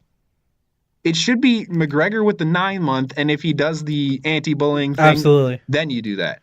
The suspension should be the exact same. The fine you can put more, but the fact that what Khabib did isn't as bad as what Conor did, in my opinion. Like spewing the religious, religious slander, ridiculous. It's what Conor does. You can't punish him now for what he's been doing. But what I'm saying is the fact that he earned it. Basically, like Conor earned it. Like he poked him enough that he made Khabib do it, right? But he made it personal. Yeah, but he does it to everyone. Khabib just. But the UFC should. It's Dana's fault. It's Dana's fault. It makes money. I think that's the biggest thing, though, right? Is when you get this hatred towards one another, you make more money. It happened with Floyd and Conor. It happened with Nate and Conor. It happened with Jose Aldo and Conor. Like, it's the whole Conor McGregor documentary. There's like a half of it is about the Jose Aldo thing. Do you not think that the UFC at some point will have to change? No, because there's a bunch of people that still watch it and they're on a lower level of class, right? Sure. Their focus is do you think like football's going to have to change? No, but the NFL still is politically correct in some ways. Yeah. That's a bold statement. Well, they're not anti-religion. No, they're anti-race. So, but the UFC is like... They don't care if you're black, white, blue. Like, the UFC at some point is going to have to make a stand somewhere, in my opinion. They got to... Or else... They got to do less of the press conferences, I feel. But it sells. Yeah. That's the problem. Like, that's the problem. I think it sells for UFC fans. I think the UFC has to sell outside of... Would you consider yourself a UFC fan? Yeah, sure. Like, I know... Not a big fan, no, right? But do those press conferences not pull you in? No. Not at all? No, I don't watch them. Really? No. But like when you I hear watch them when I said, see like, Conor. Oh, shit, this might be if a good Conor fight. does something like funny, like, but it's not exactly. like when you I see when I see the race stuff, that like I don't find that funny at all. No, but you want to see Khabib kick the shit out of Conor at this point, right? Sure, I want, but I want to see the fight anyways because I know it's going to be a good fight. But you get the smaller fights that are like they're built off the rivalry, and it's like Conor went way too far. There's no denying that, but you kind of need it just to build that sort of rivalry and the hatred of one another. Yeah, but then you're you're fueling Conor to be able to do this stuff, and you're enabling it. Exactly, you're enabling it. I agree. That's where I think the rub lies. I think the UFC is at fault the most. Then I think Conor, and then I think Khabib. Even though what Khabib did is wrong. Khabib. Even though what Khabib did is wrong, Conor initiated the whole thing. Yeah. And then the UFC enabled him. It's a product of what the UFC is allowing them to do. Yeah. It's like right. At what point does it? Your built. It's like your parents are your biggest influence. Yep. It's basically what happened here. The fines, I think, show the difference in what they did at the thing itself. But I think McGregor should have received more of a suspension for what he said. Like, he enticed the whole thing. Who's fining them? The UFC? The Athletic Commission. The Nevada State Athletic Commission, I'm sure. No. I think this one's a UFC fine. They're losing their pay. That was... Their purse? Yeah. His fine, so their fines will be deducted from their purse at UFC 229. See, like, I think that's kind of stupid. Yeah... So I think it's the Nevada State. I don't think it's the UFC. It does say that, yeah. It does say handed down with the Nevada Athletic Commission. Yeah, exactly. It's a joke. The fines I'm okay with because what Khabib did was borderline criminal. Like, he jumped guys that weren't in the ring, and he had his guys hit Conor after. And but I think because it's basically the UFC enabled him in right. But it's the same as what Conor did with the. What do you call it? The dolly that he threw through the bus window, and he got charged for that. And it's like, it's a criminal offense. Khabib isn't responsible for his guys. No, they should be, but he's responsible for hopping the cage and jumping into the crowd, endangering everyone around him. That guy's not a part of the fight. If you want to do that outside of the governed body, then sure, go ahead, take it outside. Someone from Conor's team was talking shit. Sure. So then but you still can't hit him. Yeah. If Moro's talking shit about me right now and I walked up and I popped him, I would probably get charged with assault. Unless Moro was a great guy and he's like, yeah, I deserved it. I don't know. It depends what he said. Still, if I did it, regardless of what he said. If it was some hate speech, like... I'd still get charged. You guys could both be... He might get charged. McGregor got charged. But he's probably going to get charged too, but I'm going to get it worse. I think regardless, like, this is over our heads because we're just not... We don't know. We weren't there. We don't know what exactly. Yeah, I mean, testified and stuff. I think the UFC is wrong.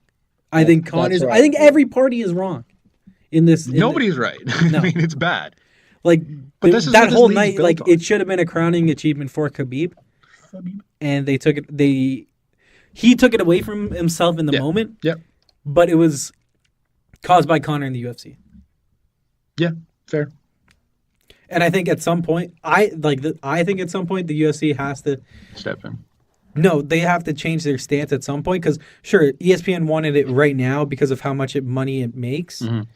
But if they keep continuing about this and it can keep escalating, like the certain stuff, then at some point you have to disassociate yourself. Half of the USA voted for Donald Trump. Agreed. So there's still a market for this. Yeah. Huh? So this is like... They're pandering to a different audience than most people want, but they're still going to make a ton of cash. And that's kind of what the world is about nowadays. ESPN has a face at the end of the day. And they're associated maybe with Disney ESPN drops it. Sure, that's what I mean. But it's so then, if it affects the UFC, they were making money before ESPN. If it affects the UFC's money eventually, then but right now they're not going to change, which is why it's going to take something drastic for that to change. Yeah. Now, speaking of explosive, I think a franchise-altering trade or trade request definitely counts as explosive. Sure. Anthony Davis. Now it's a $50,000 trade request. Actually, it's an $80 million and $50,000 trade request. That's right. If we're being what a shit spot for him, though. Yeah. So Anthony Davis requested a trade out of New Orleans, and basically paving his way to be traded to he also the Lakers. Said he won't sign an extension.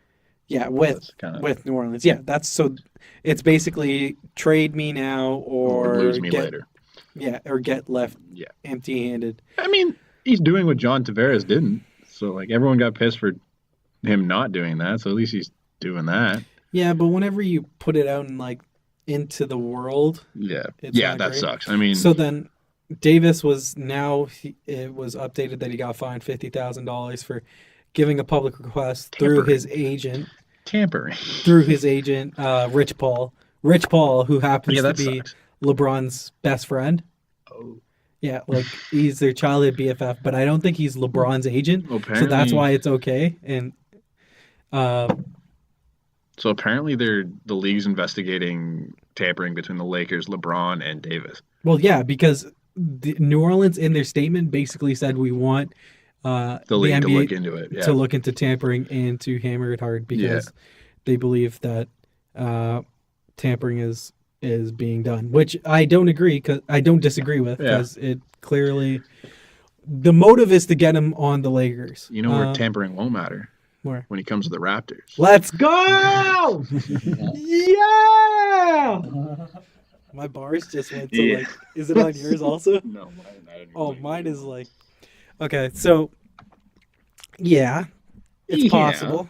But it would have to happen. The only way that the Raptors could legitimately trade for Anthony Davis would be if and a bunch of picks. If New Orleans felt pressure to trade him before the trade deadline. Mm-hmm. Because basically right now he signed through next year. Yeah. Yep. So there's a couple of suitors right now that could trade for him. Obviously the Lakers, who apparently the offer to get Anthony Davis to LA would have to be Lonzo Ball, Ingram was in there too, right? Kuzma, or Zubac, I don't think Ingram was it. So I heard Ingram. I heard Ball and Ingram, but Ball, Kuzma, Zubac, and 2 first. was what they would have to give up, and I think it's a lot, but I would do that deal. I was going to say, but it's Anthony Davis. I heard that Lonzo doesn't want to do it though because who gives a shit? I don't give a shit. Lonzo has no opinion. Lonzo has no say, but I saw that it came up. He's like, I don't want to go to a place that has a proven and starting point guard. Which of course you wouldn't, because then you would. I'm 100% on board with it. Yeah, of course. You want to go somewhere. You want to go to a team. Who doesn't have a point guard though? Every team in the NBA has a point guard. That's the crazy thing.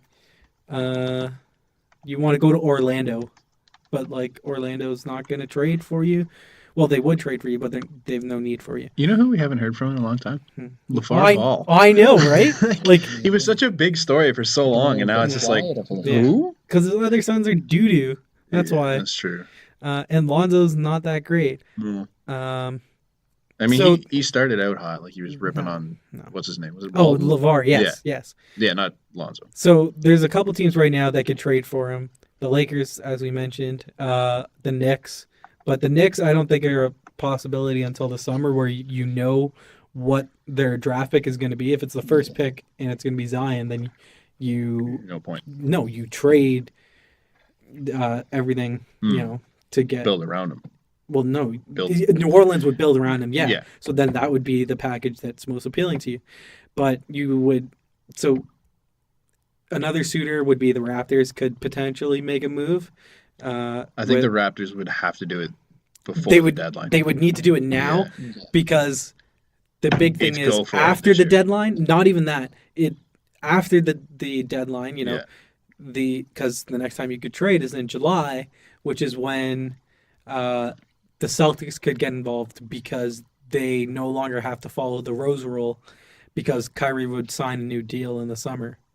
But apparently, what is being floated is that Kyrie is open to going back and playing with LeBron. Yeah, so that LeBron's superstar big three could be was his main LeBron, reason... Anthony Davis, and Kyrie Irving, and I think that's absolutely incredible. Apparently Clay might go on board too. No, they can't get Clay in that. No, they can't. I heard that he was linked. They can get 3. You can get 3 of the 4. You can't get all 4. What I don't understand, like, did Kyrie not leave because he didn't want to play with LeBron anymore? Like, was that not the? Yeah, but now he's okay. That makes 0 sense. You left and realized, you know what? It's really hard to win championships, and now it's like, fuck. Yeah, he realized how hard it is without, and having your own team when you don't have the best player in probably NBA history. Yeah, so now apparently the Celtics people are afraid that Kyrie could be leaving, but at the end of the year. Yeah, so they could trade him. Fuck it. Have some fun.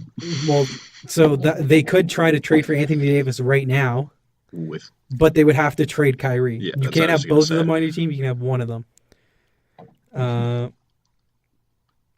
So the Raptors trade, what it would have to be, would be Pascal Siakam would be the centerpiece of the deal. Mm-hmm. OG Anunoby would also be in it. Mm-hmm. Serge Ibaka or Jonas Valanciunas, and a couple first. A couple first. Yeah. Do you do it? Yes, I do it in a heartbeat. Because this is your opportunity. This year, not next year. I get that. But if it doesn't work out this year, you have nothing. No, especially if Kawhi walks. No, so you're not screwed in this way. Because Anthony Davis has an extra year. Yeah. So how well has that worked out for New Orleans? No, but listen. So say you go for it all this year. Yeah. Then in July, Kawhi leaves for some reason after. Because it's cold as fuck. Do you think there's a shot that he'll stay just because you have another year of AD? Yes. I think that it's. I think it's distinctly possible. It helps. I don't think it's going to be the deciding factor. Yeah. I don't know. He could have his mind up. We don't know. But listen. So the scaredness of just having AD next year. I mean, you still have AD and you could still compete.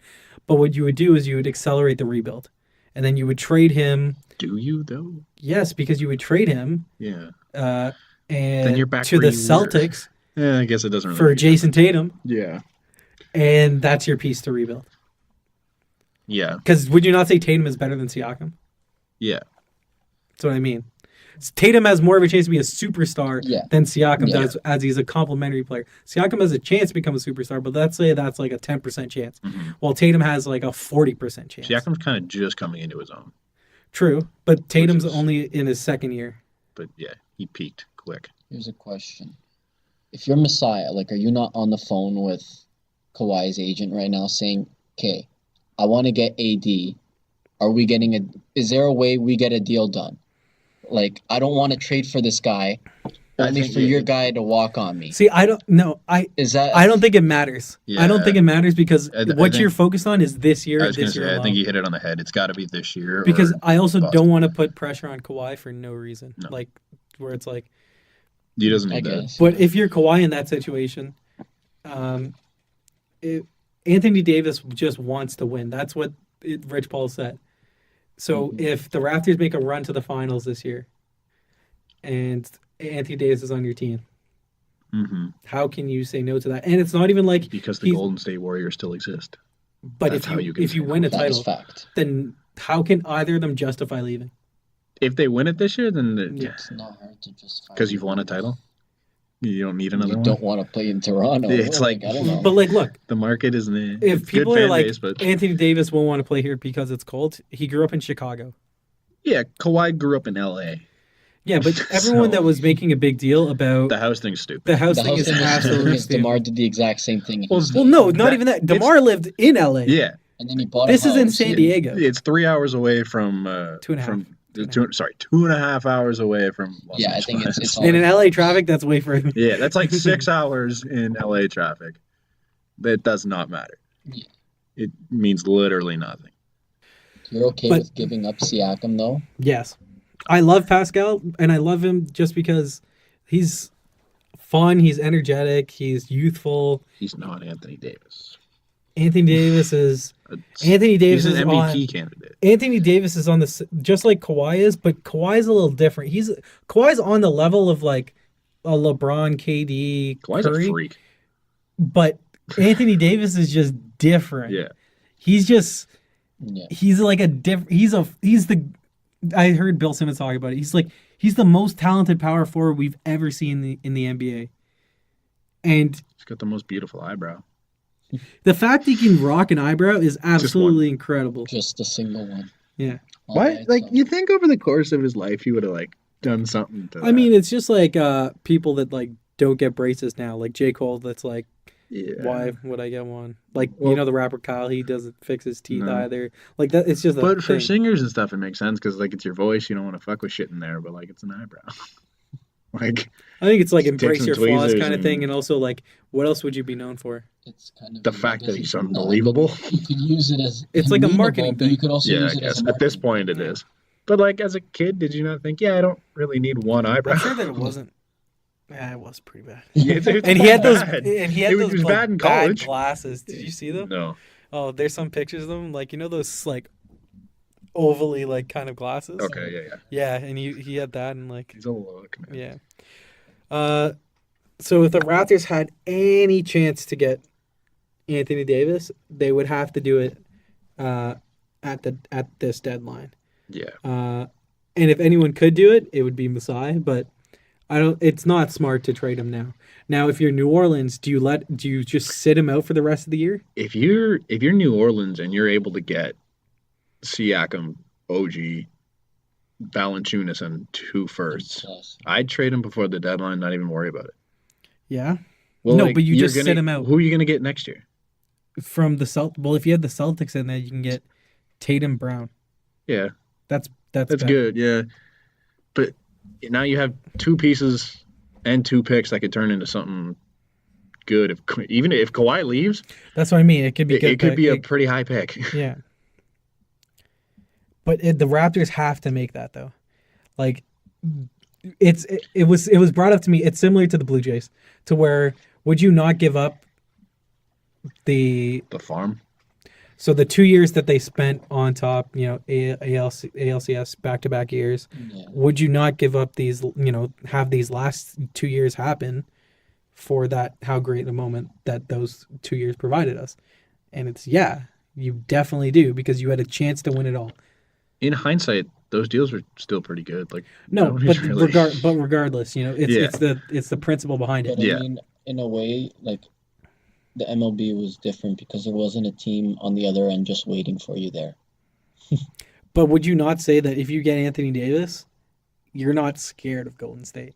I'm still scared of Golden State, man. Golden State. I don't think that you just match up, dude. Kyle and Steph, who wins? Who matches up with Anthony Davis on the Warriors? No one. Draymond does not. No. Come on. KD is a small forward. Okay, fine.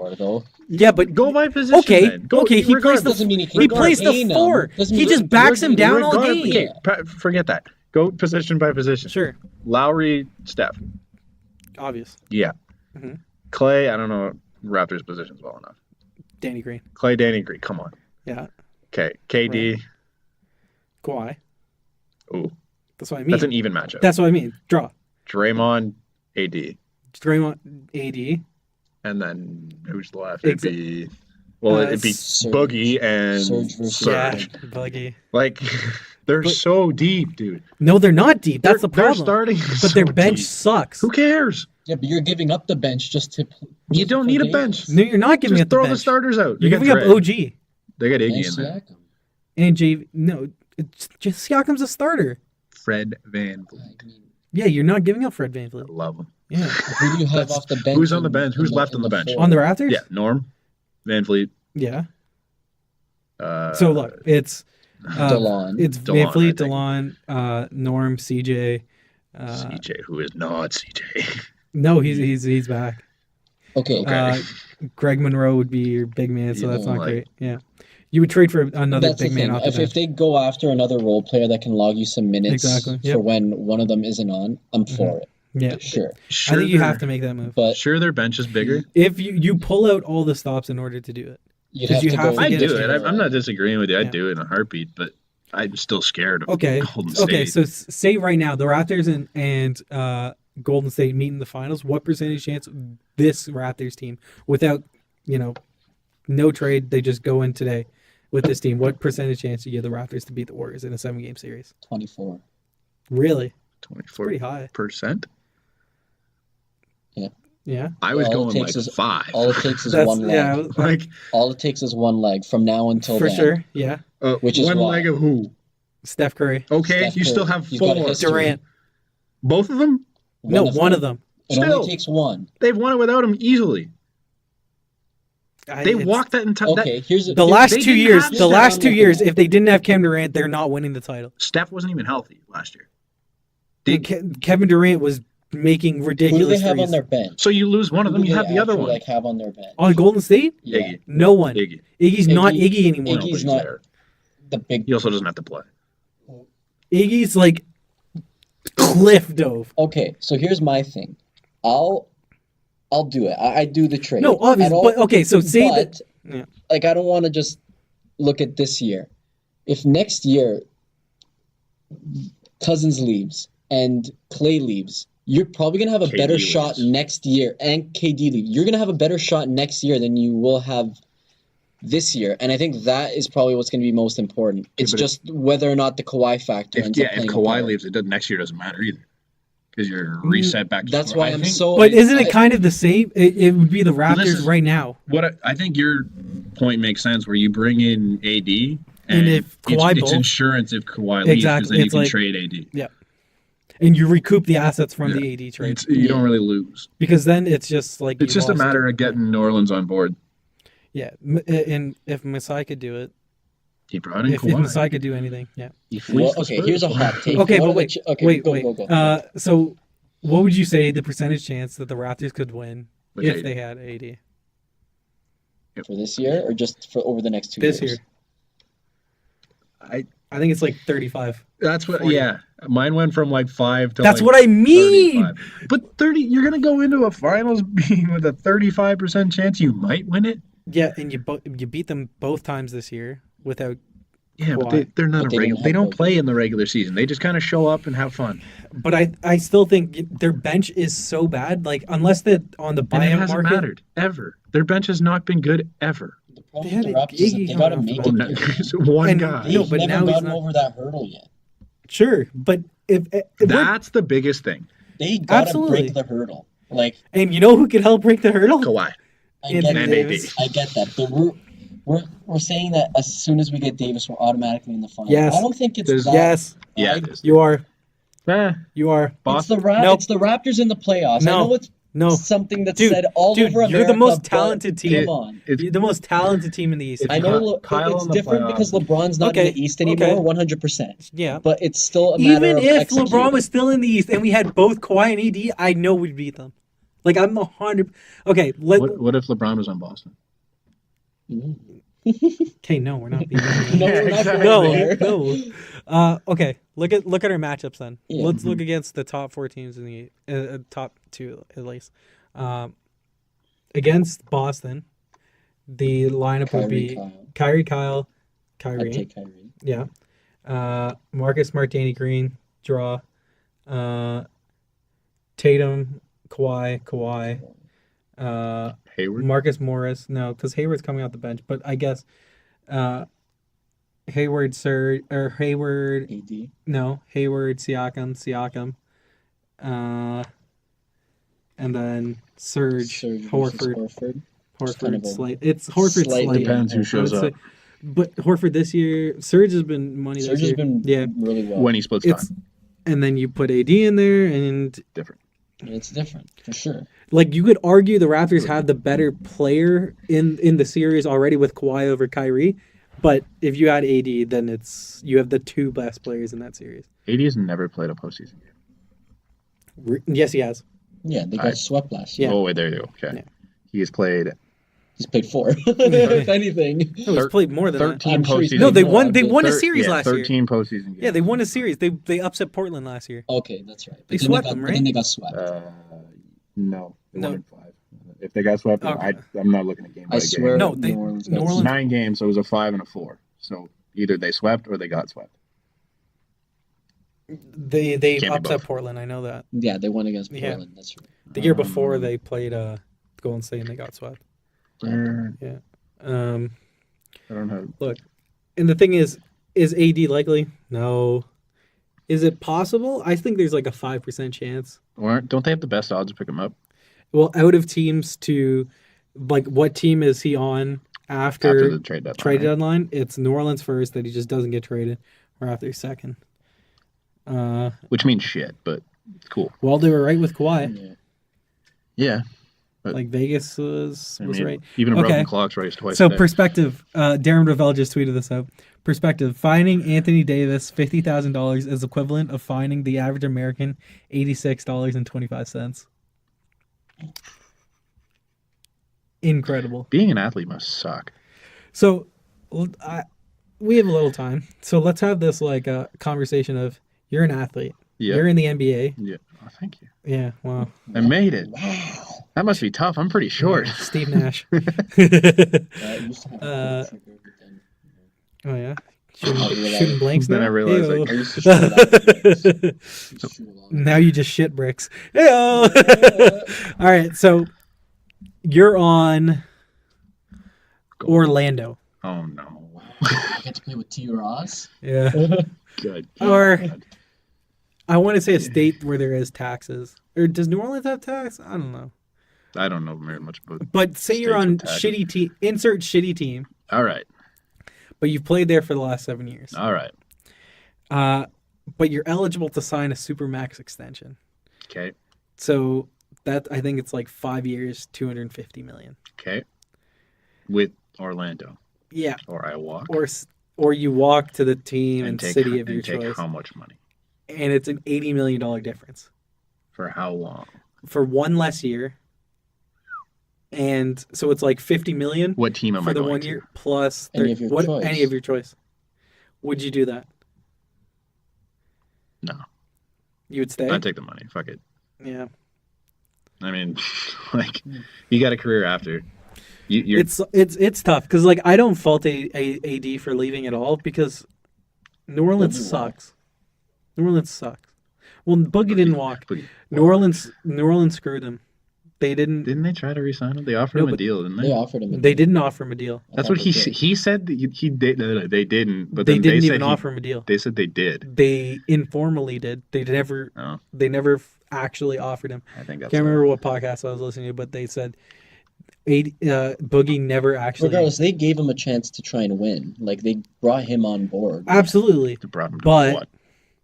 Well, is $80 million is $80 million worth it to you? Like if you're Holiday's one of the more overpaid players in the league. No, but he's good. He's good, but he makes a he's ton really of good. money, man. He does on a max deal.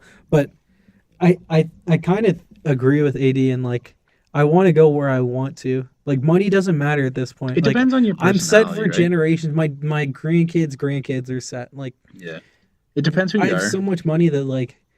My living and happiness is worth it more to me than where I play basketball, than how much I make from playing basketball. It depends on the person. Like, look at Kyrie. He left LeBron to just, I want to be the show. Like, winning matters because it's how much fun you have.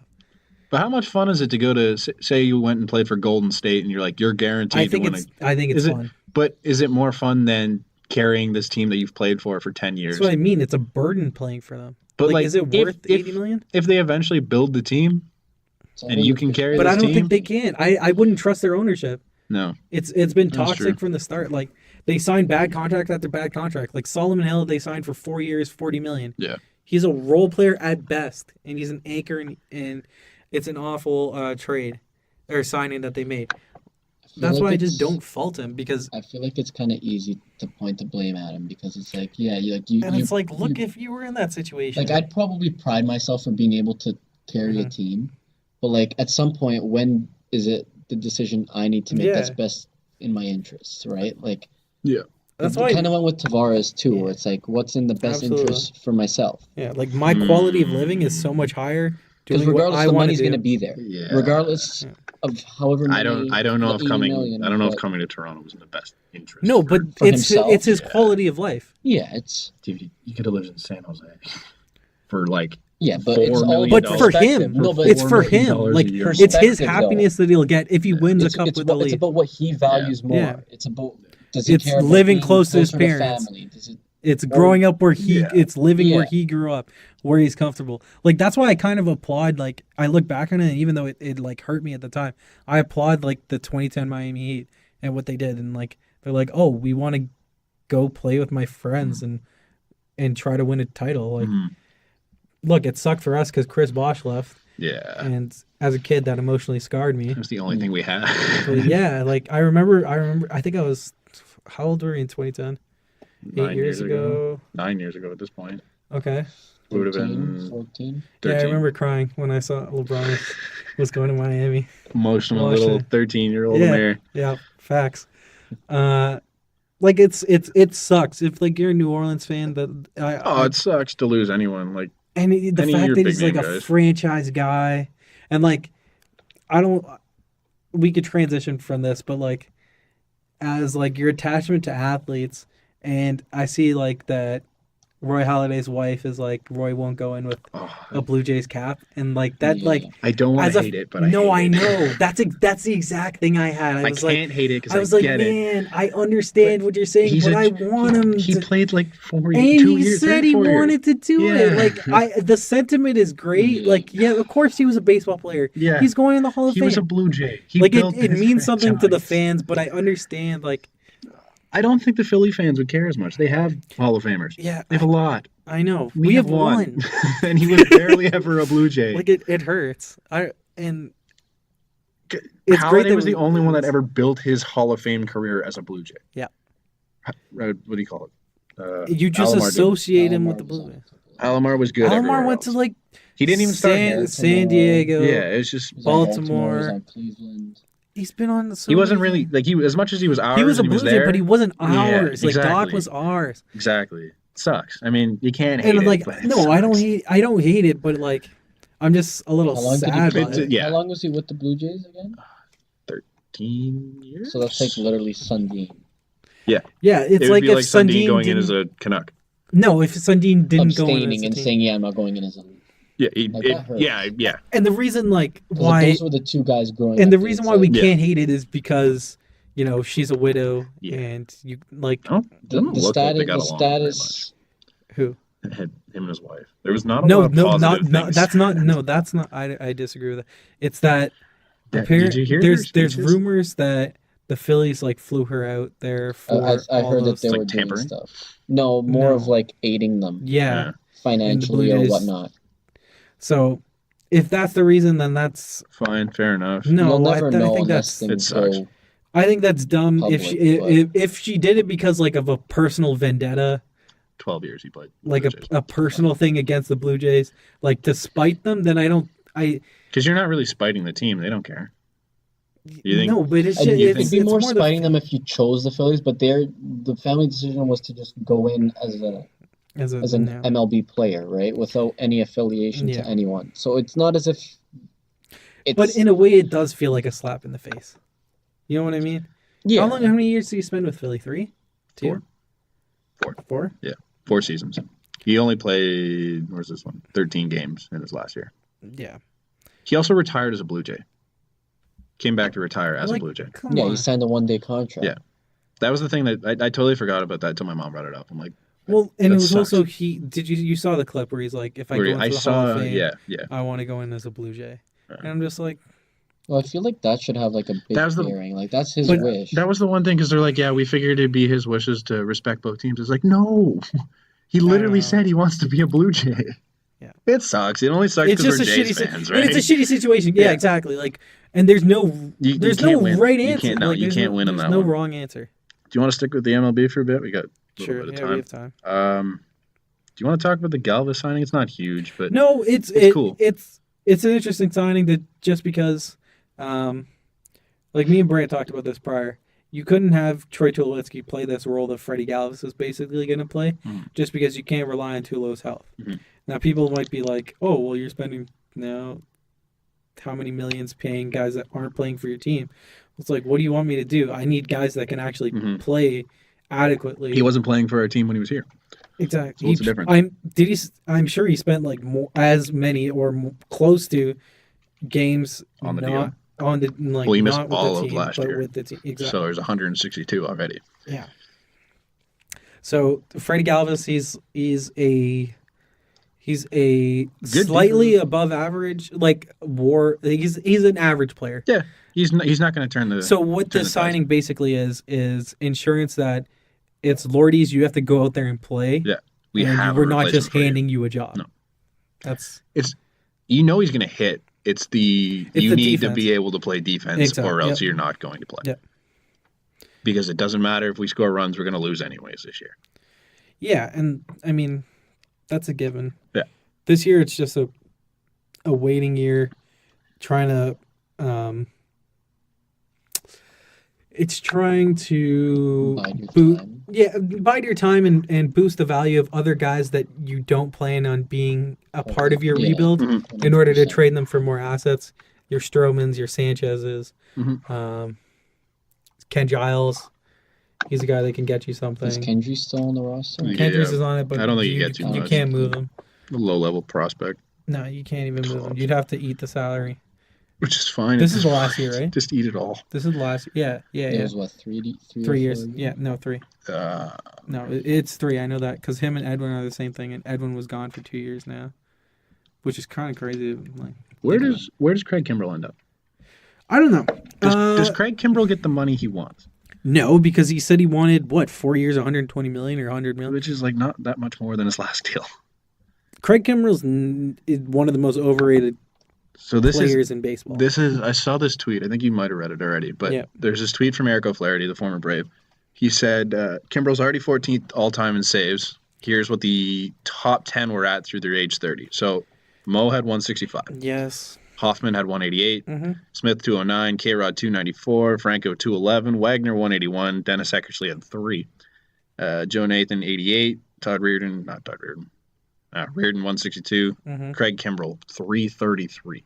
No, I understand. It's almost 40 saves. But you have to understand that the save stat does not adequate. No, but that's his job. Sure, but it doesn't mean that you're a good closer. It just means that you were just in you're in a of those names role. I read. Yeah. Are any of them? Would you say any of them are not good closers? No, exactly. For the entire duration of the obviously, career. But Craig Kimbrell, he's not. He's an overrated pitcher. Like he's wild. He's not consistent. He throws gas. He does throw gas, but I mean, reliability is more valuable. Huh? Boston's the worst spot for him because it's like that left field wall. Yeah. No, not even that. That left field wall. If you're throwing 99, all you gotta do is touch that, and it's going skyward. Yeah. If you put him back in Atlanta, it might be pretty. I think he'll probably just end up on a short-term high AAV deal. I think that makes the most sense. You can get the most money that way. And who needs a closer? That's what I mean. Atlanta. The Yankees. The Yankees just add to that bullpen. Disgusting. It's a joke. I hate it. Who's in that pen? Everyone. Chapman. Betances. Green. Didn't they just sign Robert? They lost Robertson, right? No, I don't know. I think he went somewhere else. But it's not fair. It's sick. We're searching. But it's ridiculous. Like it's a lot of money for a closer. And you don't need to. Ever paid closer like Zach Britton? Wasn't it him? Oh my God, are you kidding me? Jesus. No, wasn't it? Wasn't? Did he get signed right after that career year he had? Who? Britton when he had signed it. No. He had like a lights out year. Did he not? They traded for him last year. Yeah. He just signed. Yeah. Like he just re-signed this year, right? Mm-hmm. I hate it. No, the Nats could use some bullpen help. Or no, I don't know. Huh? The Nats could use some bullpen help. Yeah, they like spending money. I don't know. Closer talk's boring to me. Like, the All right, we'll move on to the other tried conversation in the off season. What is Harper it? Machado. I know. It's if you're a team and Machado's going to settle for like a short-term deal, what are you doing if you're not like the Blue Jays? I'm not even kidding. Yeah, why not? Go sign Machado. Dude, either one of these guys will turn your franchise around. Why not? Like, just throw the money at him. Who cares? If you can get Bryce Harper on a... I'll take Bryce for 10 years at $400 million. Okay. The Jays won't because Shapiro's an idiot. No, that's an idiot deal to move. Why? He's 24. He's 24. I would give him... He hasn't even statistically hit but I don't peak. even think teams are even in the ballpark. Like, what were teams offering Machado? Like the deal that was... Not much. That was weak. Well, the Bryce deals are even worse. He got offered $400 from Washington. No, he didn't get offered $400. That was like $300. Sorry. That was the big difference. Was big that the difference. Stanton, 300 by 10. Stanton was 13. Yeah. 13 by 13 by 3. 3 something. 326. Yeah. If I'm correct. It's 30 a year. 31 or something like that. Yeah. I'd pay that for Harper like that.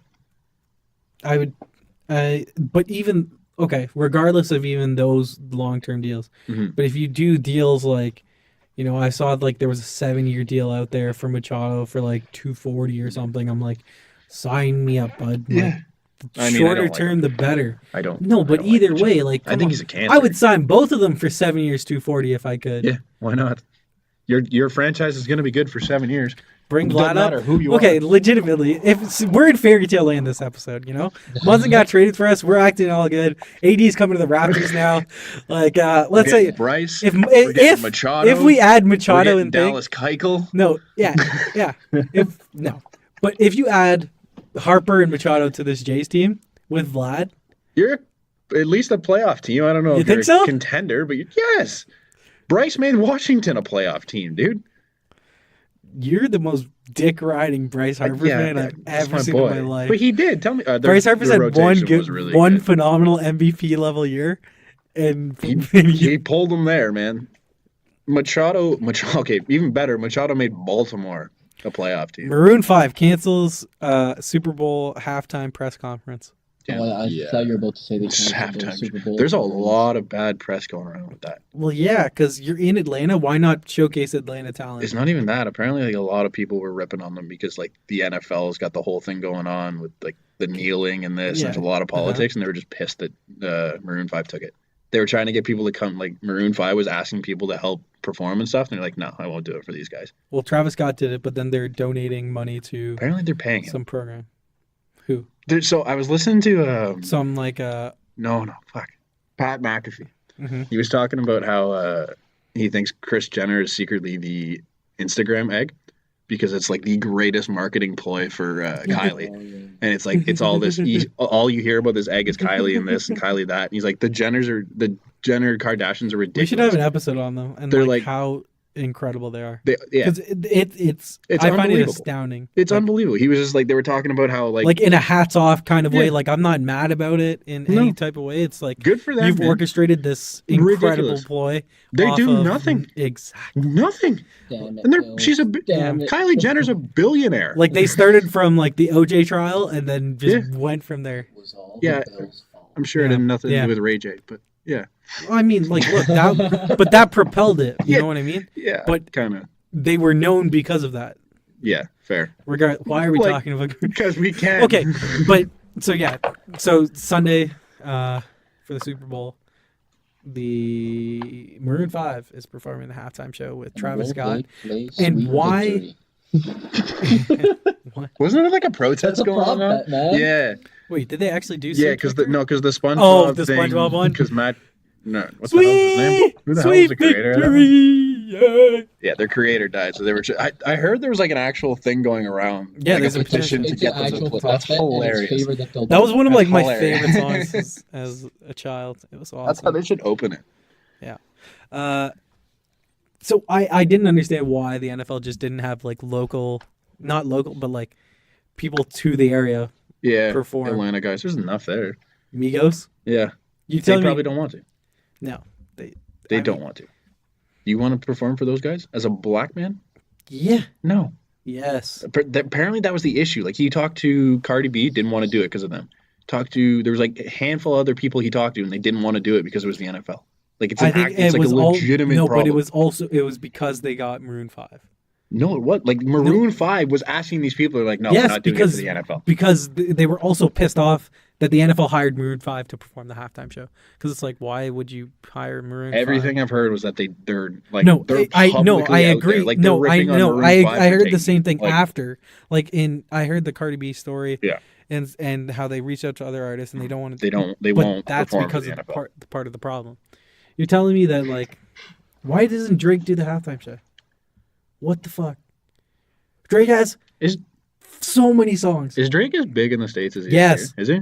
It's bigger. Okay. I didn't really know. Oh my God, my stomach. Like, I just feel like he's huge here because he's Toronto boy, but... No, he's huge in the States. Like, he's still the biggest artist in the States. Prove it. Don't prove it right now. We don't have that much time left. I don't know. It's a weird... Maroon 5 is a weird choice because they haven't done anything. No, it's just like that's the vibe you want to have for the Super Bowl. I don't know. It's kind of your halftime show isn't for football fans. No, that's the thing. But what did they come out with in the last like 2 years? They have a song that just came the out, one girls. Hi, yeah. That song. I mean, it's cool. Like the message behind it, the video is cool. No, but like Ali Raceman. My girl. Way back playbacks. Yeah, that's the thing is you're gonna pull all these like people that are like, oh my God, Maroon 5.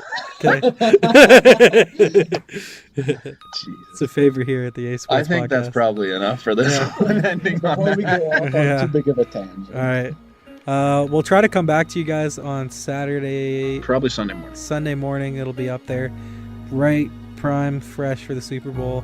Until then, see ya. Peace.